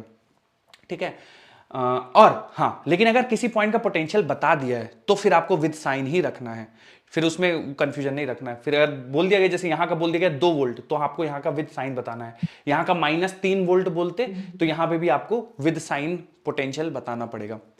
तो पोटेंशियल डिफरेंस में साइन का मैटर नहीं है, लेकिन अगर किसी पॉइंट का एग्जैक्ट पोटेंशियल पता है तो फिर आपको सॉल्व करना पड़ेगा। बच्चों इस तरह के सवाल आएंगे तो आप कर पाएंगे, potential electric field constant given है और 2 मतलब point Yes, sir. Yes sir. कर पाएंगे। यस ऐसे कर लेंगे। चलिए, अब और एक केस देखिए यूनिफॉर्म इलेक्ट्रिक फील्ड का, जो कि बहुत कॉमनली पूछा जाएगा, है ना, आप लोग के एग्जाम में आने के चांसेस बहुत ज्यादा हैं इसके। इलेक्ट्रिक फील्ड ऐसे कांस्टेंट दिया हुआ है, ठीक है, और 2 पॉइंट्स दे दिए हैं, तो ये भी यूनिफॉर्म इलेक्ट्रिक फील्ड है। इसकी वैल्यू मैं दे देता हूं आपको 100 न्यूटन पर कूलम। तो इलेक्ट्रिक फील्ड कांस्टेंट है, टुवर्ड्स राइट है, 100 न्यूटन पर कूलम इलेक्ट्रिक फील्ड की वैल्यू है। 2 पॉइंट्स ले लिए गए हैं, एक पॉइंट ए इधर है, एक पॉइंट बी इधर है, ठीक है, दोनों स्ट्रेट लाइन में है, ठीक है, और इलेक्ट्रिक फील्ड के पैरेलल ही हैं दोनों, ठीक है, जैसे इलेक्ट्रिक फील्ड है उसी तरह से है। इनके बीच की दूरी 2 मीटर है। तो आपसे पूछ दिया जाएगा बताइए potential difference between A and B. चलिए बच्चों, तो बताइए potential difference between A and B कितना होगा। मैं आपको हिंट देता हूं कि डेल्टा वी बराबर फॉर्मूला लगेगा minus of vector E dot vector R. ये डॉट है बच्चों, ठीक है, -200 हो जाएगा। -200, सर -200। -200, ओके। 100 कौन सा ज्यादा होगा बच्चों, कौन सा कम होगा? -200 होगा। -200 होगा, ओके। सर ए वाला ज्यादा होगा, बी वाला कम होगा। ए वाला ज्यादा होगा, बी वाला कम होगा। एक्सप्लेन। -200। ए से भी -200 आ रहा है। ए से भी -200 आ रहा है। तो बच्चों देखिए, जैसे मैं इसमें क्या सर करता हूँ, पोटेंशियल इलेक्ट्रिक फील्ड के अपोजिट में इंक्रीज होती है। पोटेंशियल इलेक्ट्रिक फील्ड के ऑपोजिट में इंक्रीज होती है, ठीक है। अब बच्चों देखिए मैं कैसे सॉल्व करूंगा, ध्यान से देखिएगा थोड़ा, जैसे पिछला वाला किया था वैसे ही करेंगे। तो डेल्टा वी, तो मैं मान लेता हूं कि पोटेंशियल डिफरेंस बी माइनस ए निकाल रहे हैं ना, फाइनल माइनस इनिशियल, बी को फाइनल मान रहा हूं, ए को इनिशियल। तो आपको पता है आर वेक्टर जब निकालते हैं तो फाइनल की तरफ हेड होता है और इनिशियल की तरफ टेल होता है, यानी आर वेक्टर मेरा ये होगा। अगर मैं बी को फाइनल मान रहा हूं, ए को इनिशियल, फॉर्मूला लगाएंगे माइनस मॉड ऑफ ई, तो मॉड ऑफ ई 100 है, मॉड ऑफ आर 2 है, और इंटू कॉस थीटा। तो देखिए इलेक्ट्रिक फील्ड और आर वेक्टर के बीच का एंगल 0 डिग्री है, ठीक है। तो यहां पे जो आंसर आ जाएगा V B minus V A का, वो आ जाएगा -200, ठीक है। तो अगर मुझसे पोटेंशियल डिफरेंस ए और बी के बीच में पूछा जाएगा तो मैं बोलूंगा 200 वोल्ट है, और इनमें से कौन हायर है बच्चों, तो आपको दिख रहा होगा बी, ए हायर है, बी लोअर है ना, क्योंकि तभी तो V B minus V A negative आ रहा है, तो ए का पोटेंशियल ज्यादा होगा बी के पोटेंशियल से, ठीक है। तो कॉमन इसमें ध्यान रखना है बच्चों कि अगर आप इलेक्ट्रिक फील्ड की डायरेक्शन में जाते हैं तो पोटेंशियल घटता है। If you go in the direction of electric field potential decreases. अब इसको याद रखने का तरीका ये है कि जैसे मान लीजिए फील्ड लाइन इधर से जा रही है इस साइड, तो देखिएगा ध्यान से बच्चों, अगर फील्ड लाइंस इधर से इधर जा रही है इसका मतलब इधर नेगेटिव होगा तभी फील्ड लाइंस इधर जा रही हैं, और इधर पॉजिटिव होगा तभी फील्ड लाइंस इधर से जा रही हैं इधर। तो इधर पॉजिटिव चार्जेस कुछ होंगे तभी फील्ड लाइंस यहां से निकल रही हैं, इधर कुछ नेगेटिव होंगे तभी उसकी तरफ जा रही हैं। तो जो पॉइंट पॉजिटिव के पास होगा उसका पोटेंशियल ज्यादा होगा, जो नेगेटिव के पास होगा उसका पोटेंशियल कम होगा। तो electric potential decreases in the direction of electric field line, थोड़ा सा ध्यान रखिएगा, नोट कर लीजिए। किसी को कुछ डाउट है तो पूछ लीजिए, एक सवाल ऐसा ही दे रहा हूं, करके बताइएगा।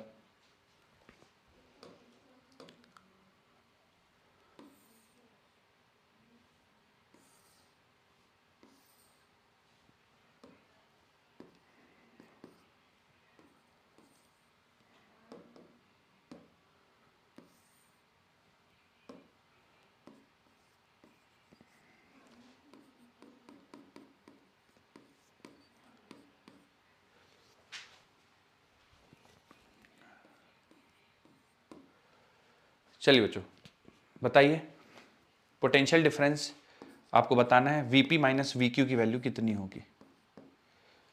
वीपी माइनस वी क्यू बताना है।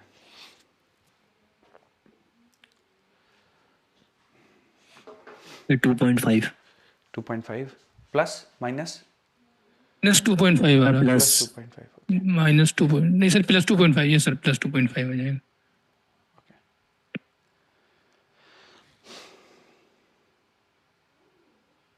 सर +2.5। +2.5।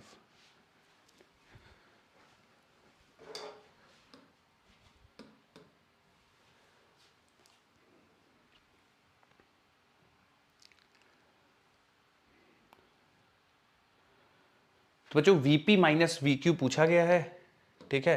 तो फाइनल माइनस इनिशियल, फाइनल की तरफ हमेशा हेड होता है, तो आप ऐसा ड्रॉ कर दीजिए आर वेक्टर, ठीक है। ये आर वेक्टर हो जाएगा आपके पास, ठीक है।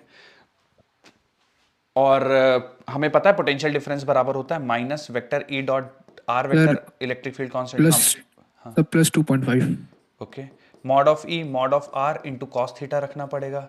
मॉड ऑफ ई की वैल्यू है हमारे पास 50, sir mod of +2.5। Okay, mod of R हो जाएगा 10/100, और इलेक्ट्रिक फील्ड और आर वेक्टर के बीच का एंगल है बच्चों 60 डिग्री, तो cos 60 का वैल्यू हो जाएगा 1/2, ठीक है। कैंसिल कर दीजिए बच्चों, ये आ जाएगा 25, तो 2.5। मेरे से यही आ रहा था। आप लोग बच्चों प्लस बोल रहे हैं, ये जो आपका आया सर, ये आना नहीं चाहिए। नहीं sir, minus. Minus minus। 2.5 volt. हाँ इस पर सर, minus डायरेक्ट नहीं लाइन है। ही देखी थी इलेक्ट्रिक फील्ड, लेकिन हाँ। अच्छा, अब इसमें बच्चों देखिए चेक कर लेते हैं हमारा सही है कि नहीं। तो देखिए इधर पॉजिटिव चार्ज होना चाहिए, तो इसका मतलब Q हायर पोटेंशियल पे होना चाहिए, P लोअर होना चाहिए। तो P lower higher, lower minus higher negative आना चाहिए। तो माइनस आंसर सही है एकदम, ठीक है ना, -2.5। अब बच्चों इसमें एक चीज और, एक तरीका और जो मुझे थोड़ा सा आसान लगता है कि आप हमेशा ना, जैसे पोटेंशियल डिफरेंस पूछ रहा है तो आप mod of E mod of R cos theta रख दीजिए, ठीक है हमेशा। और एंगल एक्यूट रख दीजिए, है ना। ऑप्ट्यूज मतलब आपको नहीं समझ में आ रहा है तो एंगल कुछ भी रख दीजिए, एक्यूट या ऑप्ट्यूज कुछ भी रख दीजिए। जैसे सिंपल करना है तो मैं लिखूंगा मॉड ऑफ E और मॉड ऑफ R 10 सेंटीमीटर है तो 10/100, और मुझे एंगल 60 डिग्री। अब एंगल में कंफ्यूजन है, 60 लूं या 120 लूं, तो आप जो भी आपको समझ में आ रहा है 60 या 1, चाहे 120 ले लीजिए, 160 या तो 60 ले लीजिए, कुछ भी एंगल ले लीजिए। दो में ही कंफ्यूजन होगा आपको कि सर 60 लेंगे या 180, कुछ भी ले लीजिए, बस ले लीजिए आप एंगल। जैसे यहाँ पे मैं cos 60 ले लेता हूँ मान लीजिए, तो मेरा सॉल्व करके आंसर आ जाएगा +2.5 वोल्ट। अगर cos 120 लूंगा तो मेरा आंसर आ जाएगा -2.5 वोल्ट, ठीक है। तो आप इसमें से केवल मैग्नीट्यूड ले लीजिए, जैसे -2.5 है या +2.5, आप केवल 2.5 ले लीजिए, है ना। और फिर सोच लीजिए किसकी वैल्यू ज्यादा होगी, किसकी वैल्यू कम होगी। जैसे अगर मुझसे सवाल में Vp - Vq पूछा गया है तो मुझे ये पता है कि यार इसका पोटेंशियल कम होगा क्योंकि निगेटिव के पास में है, तो अगर इसका पोटेंशियल कम होगा, में से हायर को घटाएंगे तो मेरा आंसर नेगेटिव होना चाहिए, इसलिए मैं -2.5 वोल्ट लूंगा, ठीक है। अब इसी सवाल में जैसे mod of E mod of R into cos theta, या तो थीटा आप 0 लेंगे या तो 180 लेंगे, ठीक है। तो मैंने मान लीजिए mod of E mod of R लिख दिया, ठीक है, और थीटा की वैल्यू कुछ भी ले लीजिए 0 या 180, तो चलिए मैंने cos 0 ले लिया, एक्यूट ले लिया, ठीक है। तो मेरा आंसर आ गया 200। अब मुझे ये पता करना है कि +200 मतलब VA - VB, मान लीजिए सवाल में पूछा गया है VA - VB, तो अब मैं कौन सा आंसर लूंगा। तो मुझे समझ में आया कि ये पॉजिटिव के ज्यादा करीब है, ये नेगेटिव के ज्यादा करीब, तो ये नेगेटिव है तो कम होगा, इसका पोटेंशियल ज्यादा होगा, तो ज्यादा में से कम को घटाएंगे तो मेरा आंसर आएगा +200 वोल्ट। अगर VB - VA पूछ लेता तो फिर मेरा आंसर आ जाता -200 वोल्ट। बोले क्लियर है क्या बच्चों, कर लेंगे आप इस तरह से।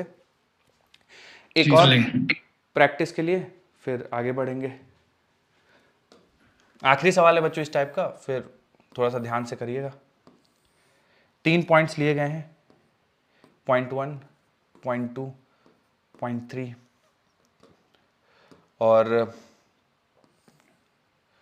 कुछ इस तरह से दूरी दी हुई है। तो ये तीनों एक्चुअली इक्विलैटरल ट्रायंगल बना रहे हैं, ठीक है, और 10 सेंटीमीटर ट्रायंगल की लेंथ है, और ये 60 डिग्री है ना, यानी इलेक्ट्रिक फील्ड के साथ 60 डिग्री ये ऐसा है। तो आपको बताना है V1 - V2 क्या होगा, V2 - V3 क्या होगा, V1 - V3 क्या होगा। इलेक्ट्रिक फील्ड की वैल्यू मैं दे देता हूं आपको 50 न्यूटन पर कूलम। इलेक्ट्रिक फील्ड की वैल्यू पता है आपको, V1 - V2, V2 - V3 और V1 - V3 बताना है।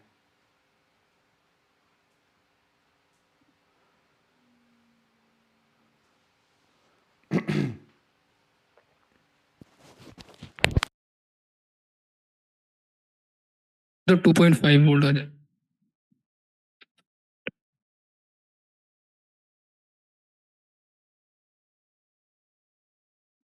पहला वाला, यस सर, V1 - +2.5।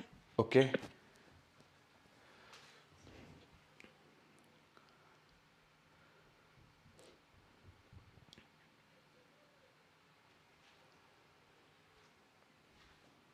सर तीनों प्लस के 2.5 आ रहे हैं।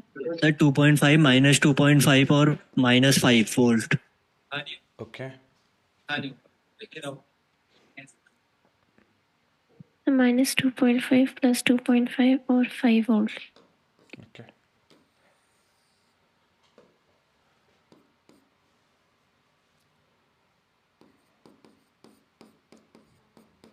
-2.5 आ रहा है। तो 2.5, दूसरे का -2.5 और तीसरे का 5 आ रहा है।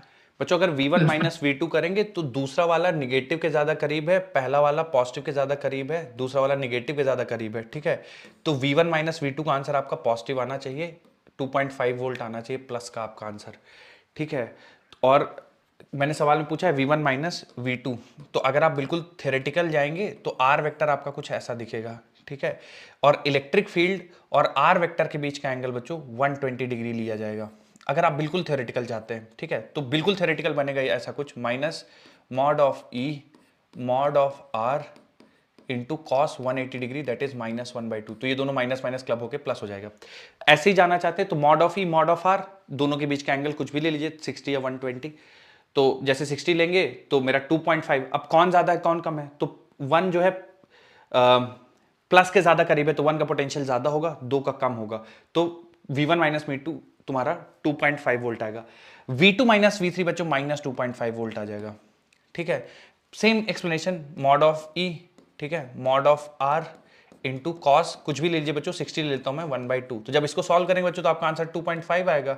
ठीक है, अब चूंकि 2 पॉजिटिव के ज्यादा करीब है, 3 नेगेटिव के ज्यादा करीब है, V2 माइनस V3, तो हायर पोटेंशियल में से लोअर को माइनस सर कर देंगे। पॉजिटिव 2.5 आएगा ना, किसका? V2 माइनस V3 का।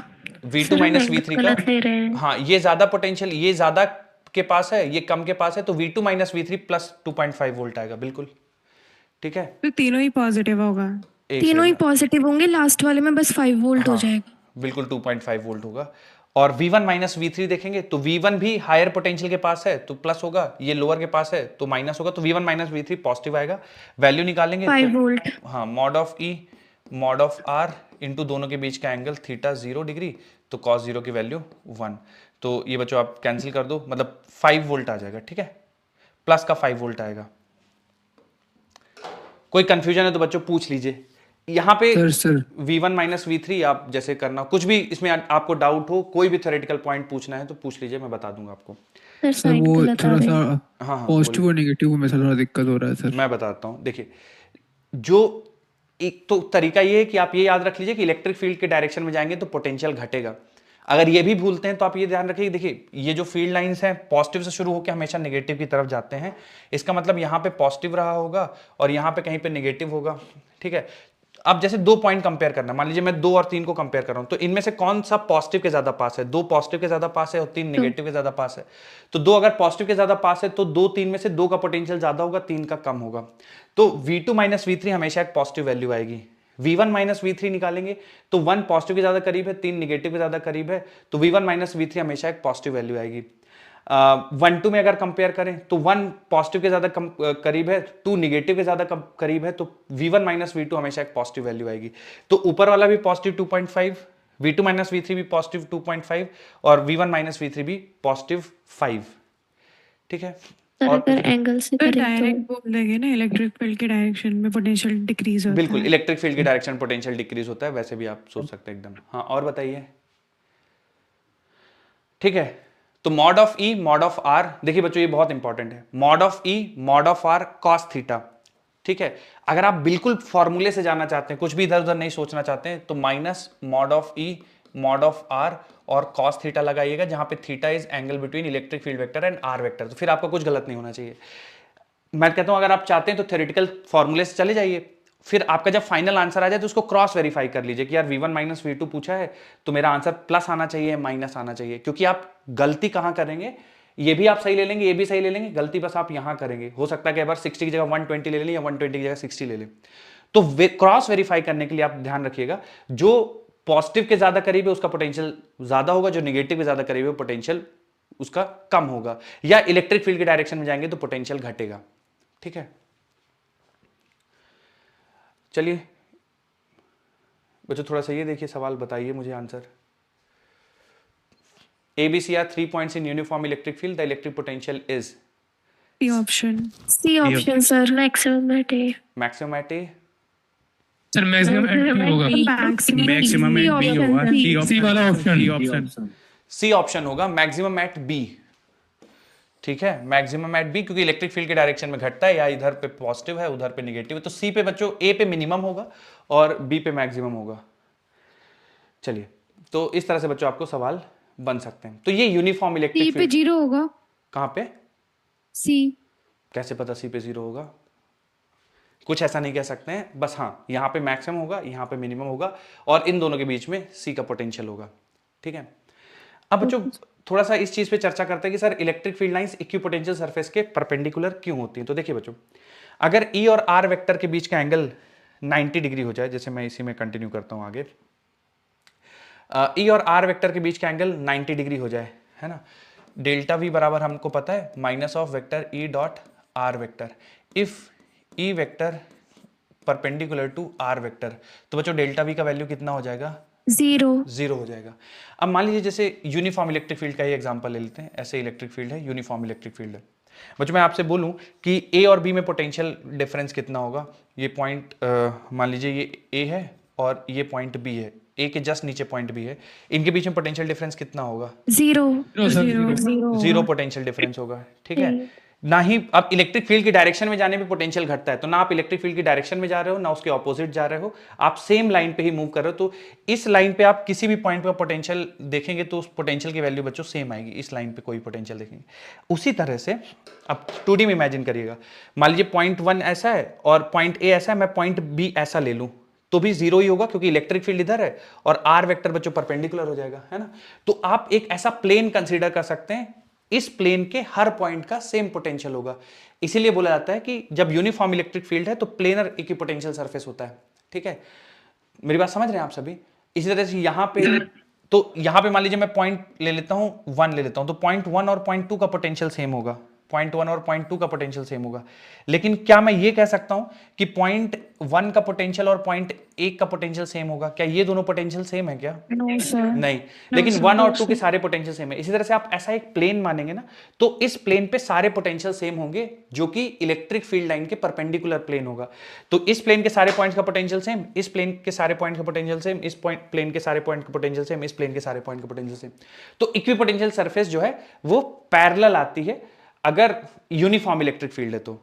मेरी बात समझ में आई आप सभी को? और सर आगे सुन में direction of electric field R vector के परपेंडिकुलर। तो आर वेक्टर ये मान लीजिए कंसीडर कर लेते हैं आप, ठीक है, आर वेक्टर, तो ये आर वेक्टर हो गया और इलेक्ट्रिक फील्ड। तो इलेक्ट्रिक फील्ड हमेशा इक्विपोटेंशियल सरफेस के परपेंडिकुलर होगी क्योंकि आप उसी डायरेक्शन में जाएंगे, इलेक्ट्रिक फील्ड के डायरेक्शन में जाएंगे, सॉरी इलेक्ट्रिक फील्ड के परपेंडिकुलर डायरेक्शन में जाएंगे तो पोटेंशियल में कोई अंतर नहीं मिलेगा। इसीलिए इलेक्ट्रिक फील्ड लाइंस हमेशा इक्विपोटेंशियल सरफेस के परपेंडिकुलर होते हैं। क्लियर है ये? अब क्लियर।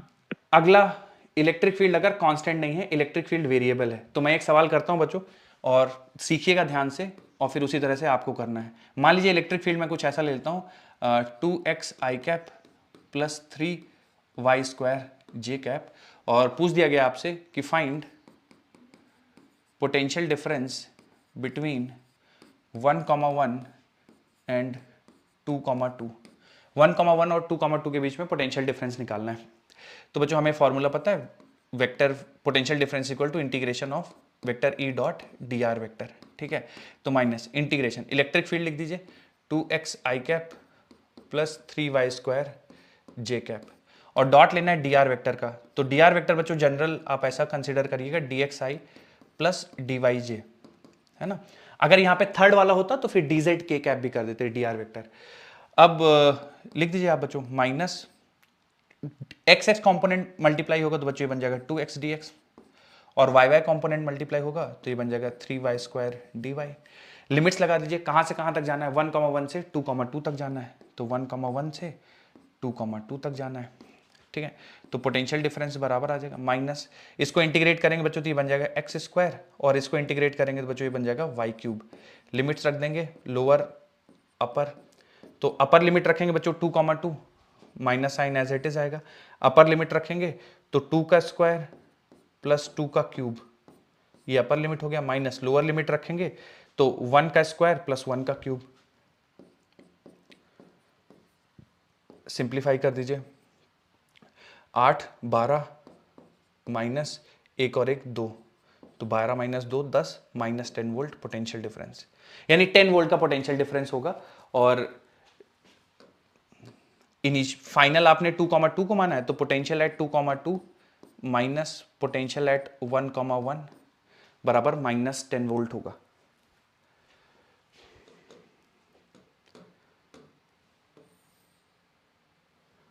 सेम ऐसा ही सवाल देता हूं बच्चों, आप लोग को प्रैक्टिस के लिए करिएगा।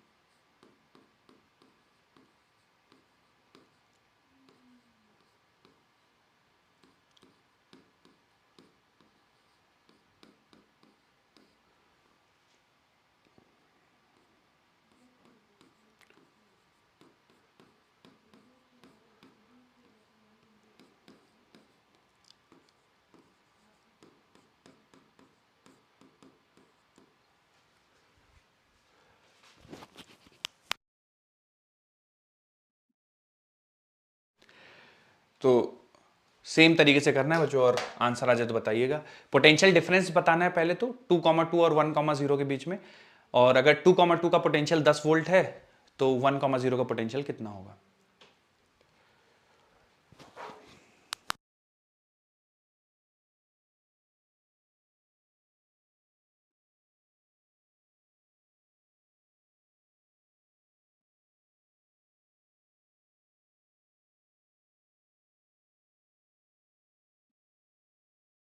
डिफरेंस तो 11 आ रहा है, +11। ओके सर -1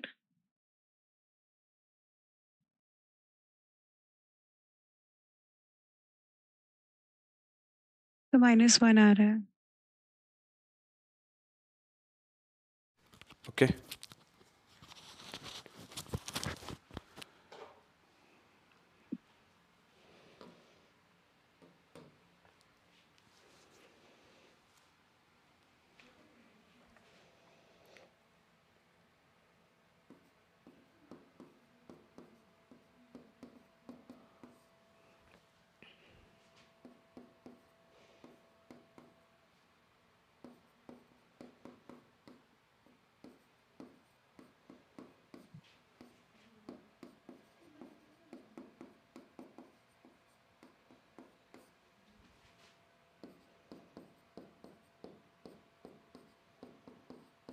बच्चों जब आप इंटीग्रेशन करेंगे तो ये 19 आ रहा है।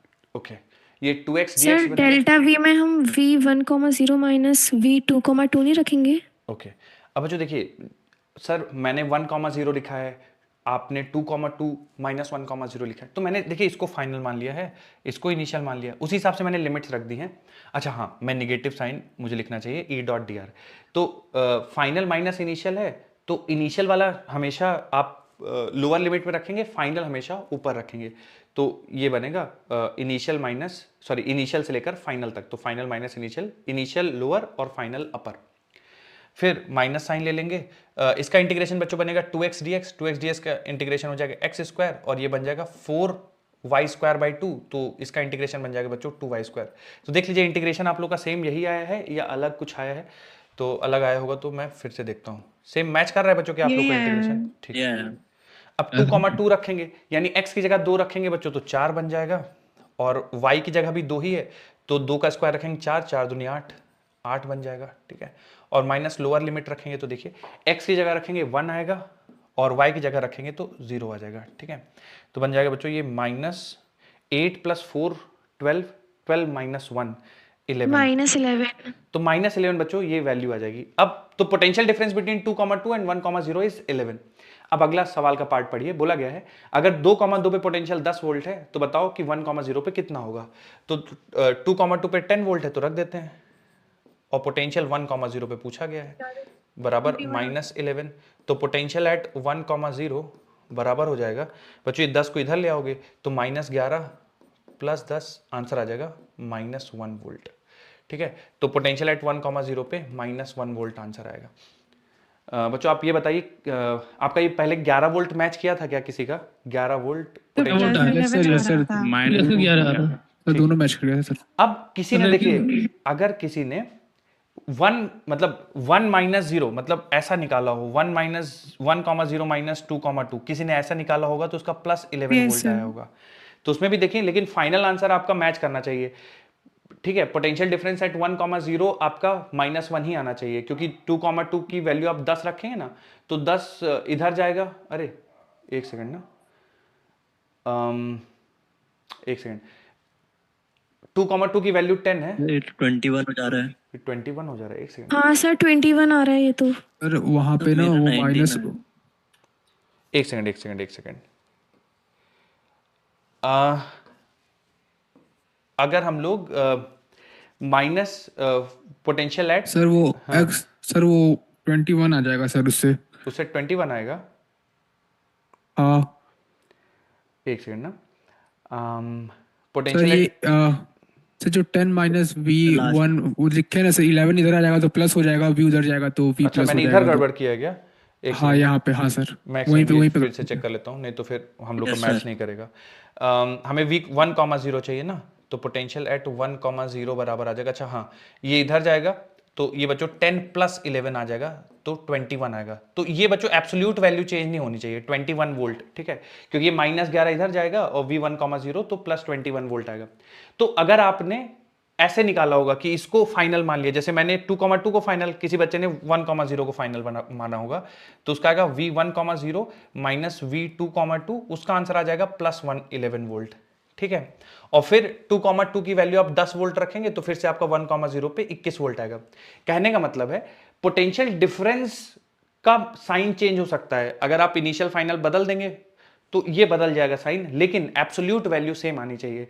जैसे कि आप किसी को भी इनिशियल फाइनल मानिए, पोटेंशियल एट 1,0 आपका आंसर 21 वोल्ट ही आना चाहिए, है ना, तो ये 21 वोल्ट आएगा, कैलकुलेशन मिस्टेक थी, ठीक है, ये 21 वोल्ट आएगा।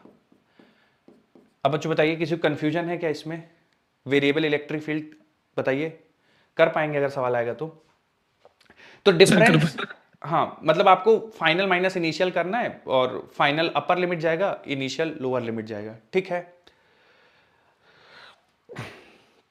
तो कांस्टेंट इलेक्ट्रिक फील्ड बच्चों इंपॉर्टेंट है। वेरिएबल का मुझे आपको एक एग्जांपल कराना था, वेरिएबल का एक और एग्जांपल करेंगे, मतलब इस टाइप का नहीं, कुछ और करेंगे। देखिए बच्चों हम लोग को पता है कि जो पोटेंशियल डिफरेंस होता है वो minus of integration vector E dot D r vector होता है। तो थोड़ा ध्यान रखिएगा, area of electric field and R gives potential difference. जैसे कि बच्चों डेल्टा एक्स यानी displacement is equal to integration of V d t करते हैं हम लोग, है ना, तो area under velocity time graph is displacement, velocity time graph का आप एरिया निकालेंगे, डिस्प्लेसमेंट आता है। इस तरह से ई और आर का जो आप एरिया निकालेंगे वो पोटेंशियल डिफरेंस देगा।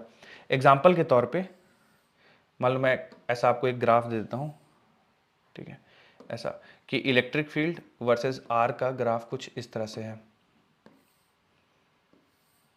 इलेक्ट्रिक फील्ड वर्सेस आर, ये मान लीजिए 50 न्यूटन पर कूलम है और आर जा रहा है मान लीजिए 10 मीटर, ये दूरी है मान लीजिए 6 मीटर, ठीक है। तो आपसे पूछा जाएगा बताइए potential difference between origin and 10 metre, potential difference कितना होगा? तो आप लिखेंगे पोटेंशियल डिफरेंस बराबर एरिया अंडर दिस कर्व। तो बच्चों ये ट्रेपेजियम है तो half sum of parallel sides, तो ये 10 और ये 6, ये साइड 6 है और ये 10 है, तो 10 6 16 इंटू सेपरेशन बिटवीन देम 50 है, तो ये रख देंगे 400। हाँ, तो बस इसको सिंप्लीफाई कर दीजिए बच्चों, आपका 400 वोल्ट आ जाएगा पोटेंशियल डिफरेंस बिटवीन 0 एंड 10, ठीक है। अब इसमें बच्चों ध्यान रखिएगा कि अगर साइन नहीं लगेगा, हाँ हाँ सर नेगेटिव साइन नहीं लगेगा सर इसमें। हाँ, अब ये बात थोड़ा सा सुन लीजिए ध्यान से। पोटेंशियल डिफरेंस बच्चों आपका 400 वोल्ट, मतलब ओरिजिन और 10 मीटर का जो पॉइंट है इनके बीच में पोटेंशियल का अंतर निकालेंगे तो 400 वोल्ट आएगा। अब मान लीजिए सवाल में मैं ऐसा बोल दूं कि potential at 0 is 10 volt, find potential at 10, तो फिर आप लिखेंगे फाइनल माइनस इनिशियल, ठीक है, ये फाइनल 10 मीटर माइनस इनिशियल 0 बराबर आ जाएगा minus of E dot D R, ठीक है। तो जो एरिया अंडर द कर्व आएगा बच्चों उसको वो पोटेंशियल डिफरेंस देगा, तो आपको उसको नेगेटिव साइन के साथ रखना है, क्योंकि जो एरिया है ना वो ये वैल्यू है, ये इंटीग्रेशन का वैल्यू ये एरिया है, तो minus E dot D R, तो V final minus V initial बराबर -400। अब सवाल में आपसे बोल दे कि पोटेंशियल 10 का बताओ, अगर 0 का 10 वोल्ट है तो 0 का 10 वोल्ट है तो रख देंगे, पोटेंशियल एट 10 पूछा गया है बराबर -400, तो पोटेंशियल एट 10 हो जाएगा -400 और +10 बराबर -390 वोल्ट। तो पोटेंशियल 10 मीटर का -390 होगा। तो ध्यान रखिएगा ये जो एरिया देता है वो ई डॉट डी आर का वैल्यू है, ठीक है। तो अगर पोटेंशियल किसी पॉइंट का पोटेंशियल डिफरेंस पूछता है तो बिल्कुल सिंपल है, आप सिंपल एरिया निकाल के आंसर पिक कर लीजिए। लेकिन अगर एब्सोल्यूट वैल्यू पूछता है तो फिर थोड़ा सा आपको एक स्टेप और आगे जाना पड़ेगा, एरिया का वैल्यू रखना पड़ेगा, फाइनल माइनस इनिशियल और सब्स्टिट्यूट करना पड़ेगा, ठीक है। एक एग्जाम्पल करता हूं, आप लोग सॉल्व करिएगा। पोटेंशियल डिफरेंस पूछता है बच्चों तो बिल्कुल आसान है, आप सीधे सीधे एरिया अंडर द कर्व निकाल के पिक करके आ जाइए आंसर, कोई दिक्कत नहीं है। पर अगर पोटेंशियल पूछता है तो थोड़ा सा मेहनत करना पड़ेगा।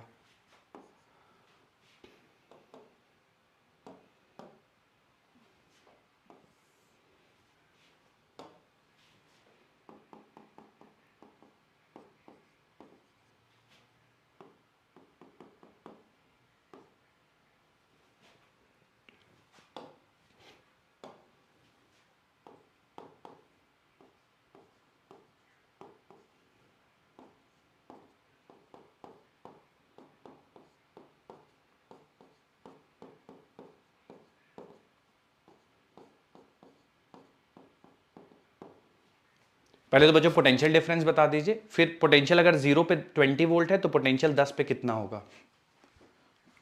So first का 500, सेकंड का -480. ओके, तो बच्चों पहला वाला जो है पोटेंशियल डिफरेंस पूछा है तो आप एरिया अंडर द कर्व निकाल दीजिए। 500 आ जाएगा तो हाफ, बेस हो जाएगा 10, हाइट हो जाएगी 100, 500 सर, 500 वोल्ट आ जाएगा पोटेंशियल डिफरेंस। अब अगला सवाल पूछा है कि अगर 0 पे 20 वोल्ट है तो बताओ 10 पे कितना होगा। जहां जिस पॉइंट तक पूछा जाएगा बच्चों उसी तक एरिया निकालना है आपको, है ना।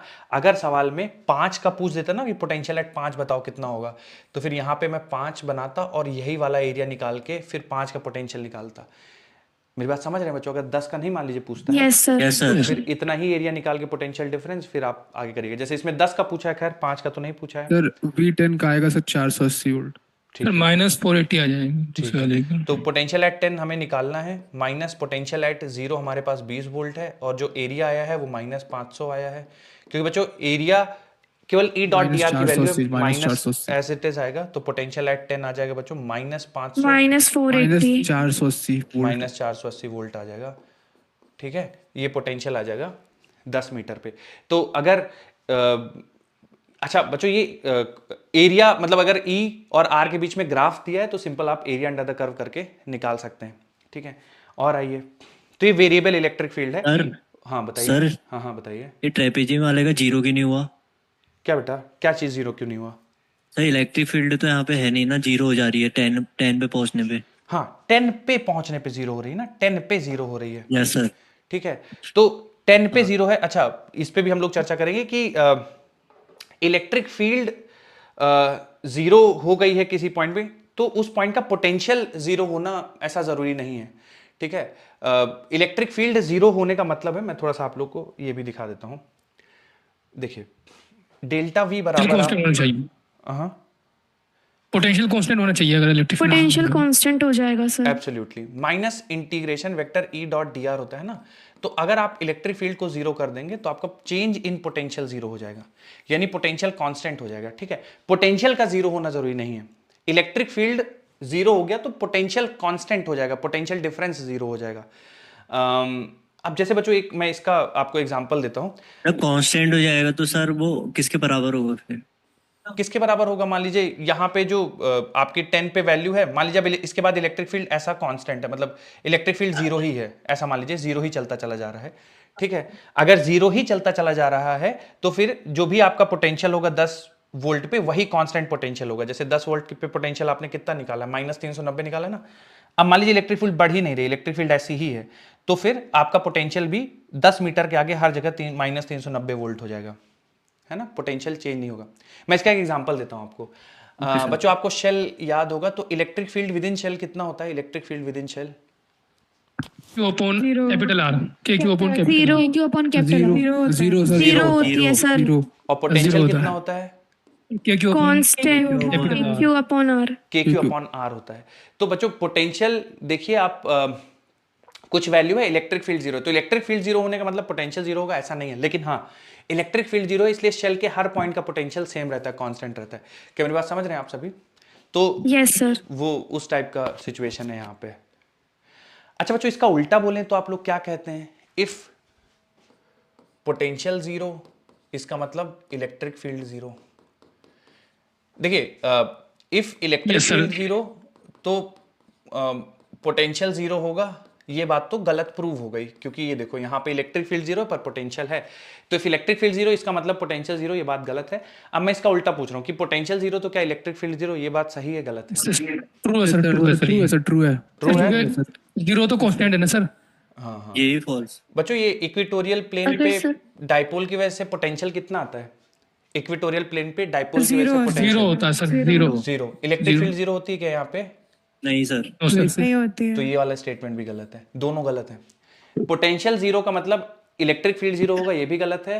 इलेक्ट्रिक फील्ड 0 का मतलब पोटेंशियल 0 होगा, ये भी गलत है। तो ये दो स्टेटमेंट नोट बना के लिखिए और दोनों के सामने गलत सर है। ये DPP का क्वेश्चन भी है सर, ये वाला। हाँ हाँ बिल्कुल, नोट कर लीजिए इसको। सर हमने जो बताया सर उसमें मतलब जैसे 0 कांस्टेंट हो गई ना सर, ये तो 0 अगर कांस्टेंट है तो नहीं, आप क्या बोल रहे हैं स्टेटमेंट? सर हम ये कहना चाह रहे हैं कि अगर जैसे सर पोटेंशियल कांस्टेंट होगा तो इलेक्ट्रिक फील्ड जीरो हो जाएगी, पोटेंशियल अगर कांस्टेंट होगा तो इलेक्ट्रिक फील्ड जीरो होगी 100%। Yes sir. तो अगर ये जीरो पोटेंशियल जीरो है तो इसका मतलब जीरो तो कांस्टेंट वैल्यू होती है ना सर? एक सेकंड, पोटेंशियल डिफरेंस अगर जीरो है इसका मतलब पोटेंशियल कांस्टेंट हो गया, इसका मतलब इलेक्ट्रिक फील्ड जीरो होगी। अब आप क्या कह रहे हैं? सर हम ये कह रहे हैं कि अगर पोटेंशियल कोई अगर कांस्टेंट वैल्यू है तो इलेक्ट्रिक फील्ड जीरो होगा। पोटेंशियल कोई कांस्टेंट वैल्यू है, पोटेंशियल चेंज नहीं हो रहा है तो यस सर, यानी पोटेंशियल का कोई नंबर है सर तो यानी कांस्टेंट वैल्यू है वो। एक सेकंड रुक जाइए। देखिए मैं फिर से स्टेटमेंट रिपीट कर रहा हूं, अगर इलेक्ट्रिक फील्ड जीरो है, if electric field is equal to zero, तब पोटेंशियल में कोई चेंज नहीं होगा, पोटेंशियल कांस्टेंट होगा। अब आप कह रहे हैं कि सर पोटेंशियल कांस्टेंट होगा तो हम कहेंगे पोटेंशियल डिफरेंस जीरो होगा, बिल्कुल, तो इलेक्ट्रिक फील्ड जीरो होगा। ठीक है, उल्टा भी जा सकते हैं, हाँ कोई गड़बड़ नहीं है। अब आप बोलिए आगे। अब सर आपने जो लिखा है सर, अगर पोटेंशियल जीरो है हाँ तो इलेक्ट्रिक फील्ड जीरो होगा। तो हम इस तरह बता रहे हैं कि अगर पोटेंशियल को यानी अगर डी आर को हम नीचे ले जाएं और पोटेंशियल को अगर डिफरेंशिएट करें तो जीरो को अगर डिफरेंशिएट करेंगे तो जीरो ही आएगा। हाँ सर अगर पोटेंशियल जीरो है और जीरो को तो अगर जीरो को डी आर से डिफरेंशिएट करेंगे तो सर जीरो ही आएगा। सर लेकिन यहाँ पे ये थोड़ी है कि वो हर जगह कांस्टेंट थोड़ी है, वो तो केवल एक पर्टिकुलर वैल्यू है ना कि v इक्वल्स टू जीरो है। सर समझ आ गया सर, सर आप डेल्टा वी होना चाहिए ना जीरो, डेल्टा वी जीरो होना चाहिए। डेल्टा वी जीरो होना चाहिए, चेंज इन पोटेंशियल जीरो होना चाहिए। चलिए सर समझ आ गया। बच्चों ये दोनों पॉइंट आप लोगों ने लिख लिए हैं क्या अपने नोट्स में, और ये लिख लिए हैं क्या गलत है ये दोनों? तो सर अभी नहीं लिखा। सर इसको सर आप लोग ऐसे बोल सकते हैं ना कि अगर पोटेंशियल अगर नॉन जीरो है तो इलेक्ट्रिक फील्ड जीरो, मतलब जीरो होगी। पोटेंशियल डिफरेंस अगर नॉन जीरो है तो इलेक्ट्रिक फील्ड नॉन जीरो होगी, पोटेंशियल डिफरेंस अगर जीरो है तो इलेक्ट्रिक फील्ड जीरो होगी। ठीक है। बच्चों दो स्टेटमेंट लिखने चाहिए आपको नोट्स में, बिल्कुल ऐसे ही दोनों का एक एग्जांपल लिख लीजिए, इसका डाइपोल लिख लीजिए ताकि आप भूले नहीं, और इसका शेल वाला एग्जांपल लिख लीजिए ताकि भूले नहीं।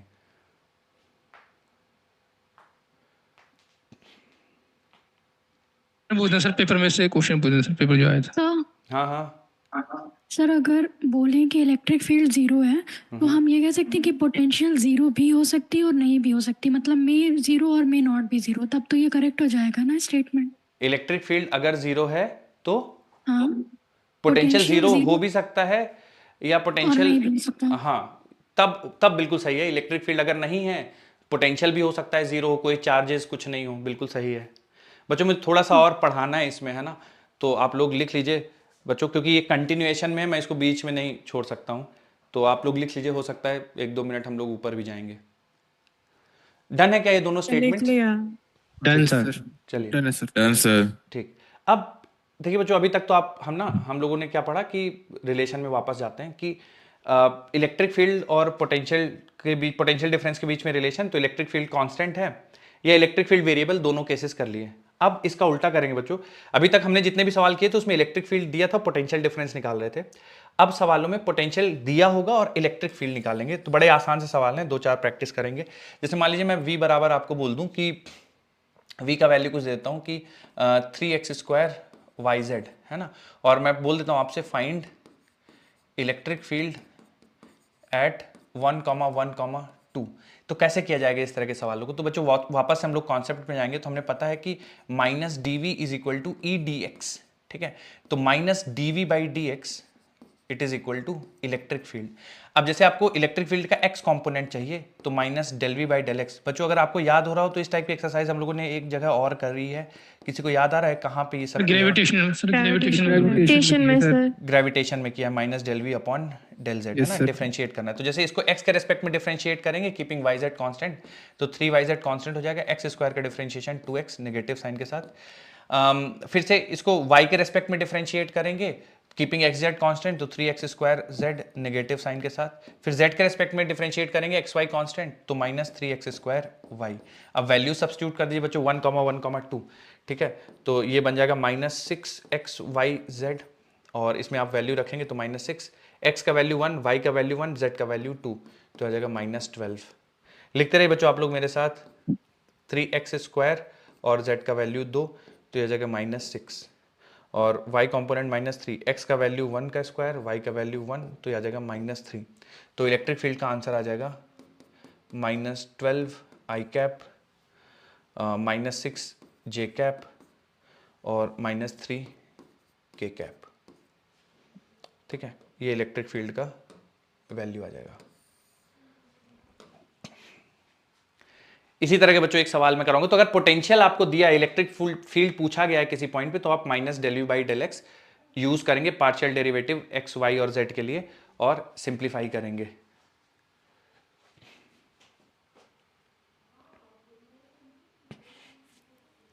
कर रहे हैं अभी। ओके, लिख लीजिएगा तो बताइए बच्चों, सवाल किया जाएगा इस पे।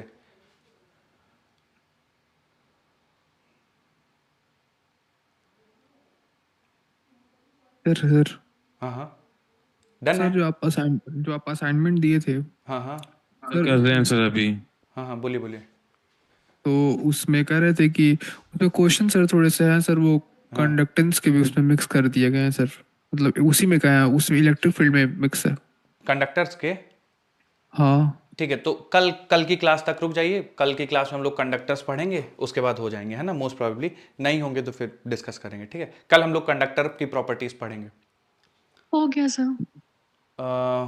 बच्चों ये सवाल देखिए थोड़ा सा। पोटेंशियल किसी पॉइंट पी पे दिया हुआ है, इलेक्ट्रिक फील्ड बताना है पॉइंट पी पे कितना होगा। बच्चों पार्शियल डेरिवेटिव करना है एक्स के रिस्पेक्ट में, कीपिंग वाई जेड कॉन्स्टेंट। तो ये बार बार आप मन में रिपीट करिएगा, तभी आप सही कर पाएंगे, अदरवाइज गड़बड़ होने के चांसेस बहुत ज़्यादा है, क्योंकि इसमें प्लस माइनस है, तो थोड़ा सा ध्यान से करिएगा। Differentiation with respect to X, keeping Y Z constant.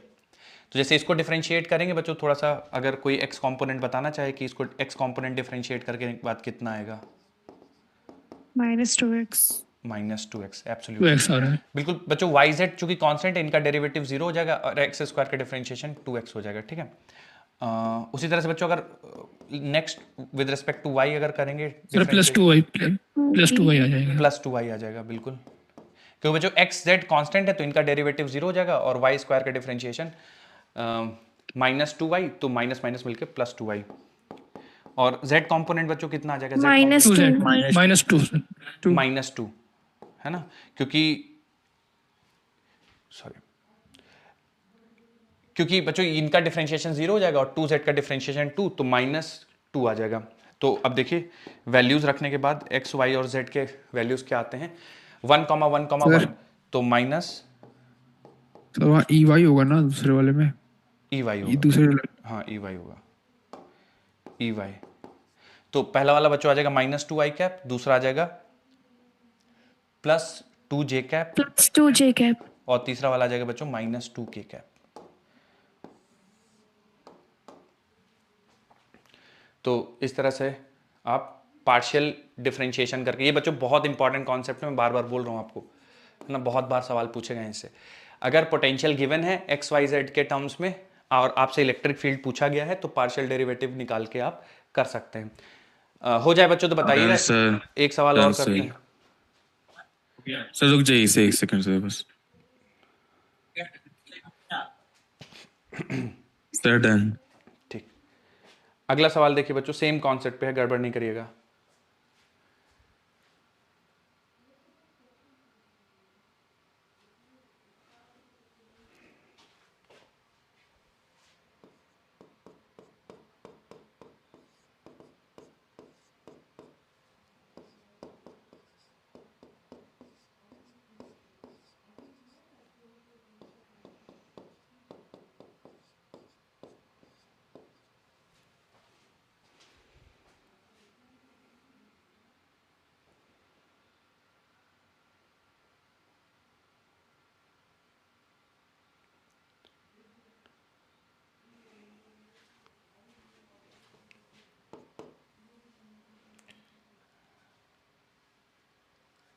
Sir जरा क्वेश्चन देखना है sir.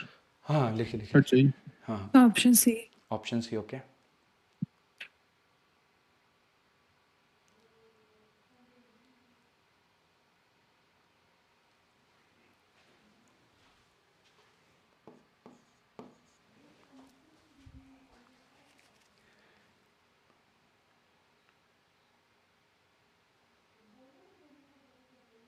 Sir C option.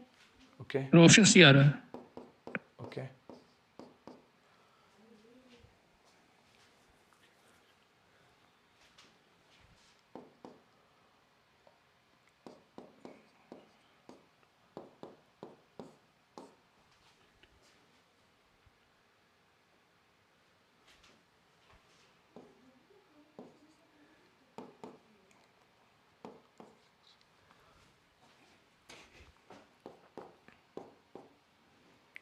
Sir तीसरा वाला ऑप्शन है, तीसरा वाला।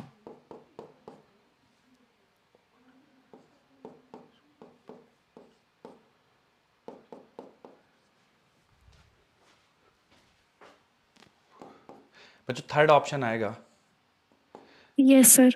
ठीक है। Yes sir. एक सवाल और कर सकते हैं बच्चों, समय है थोड़ा सा।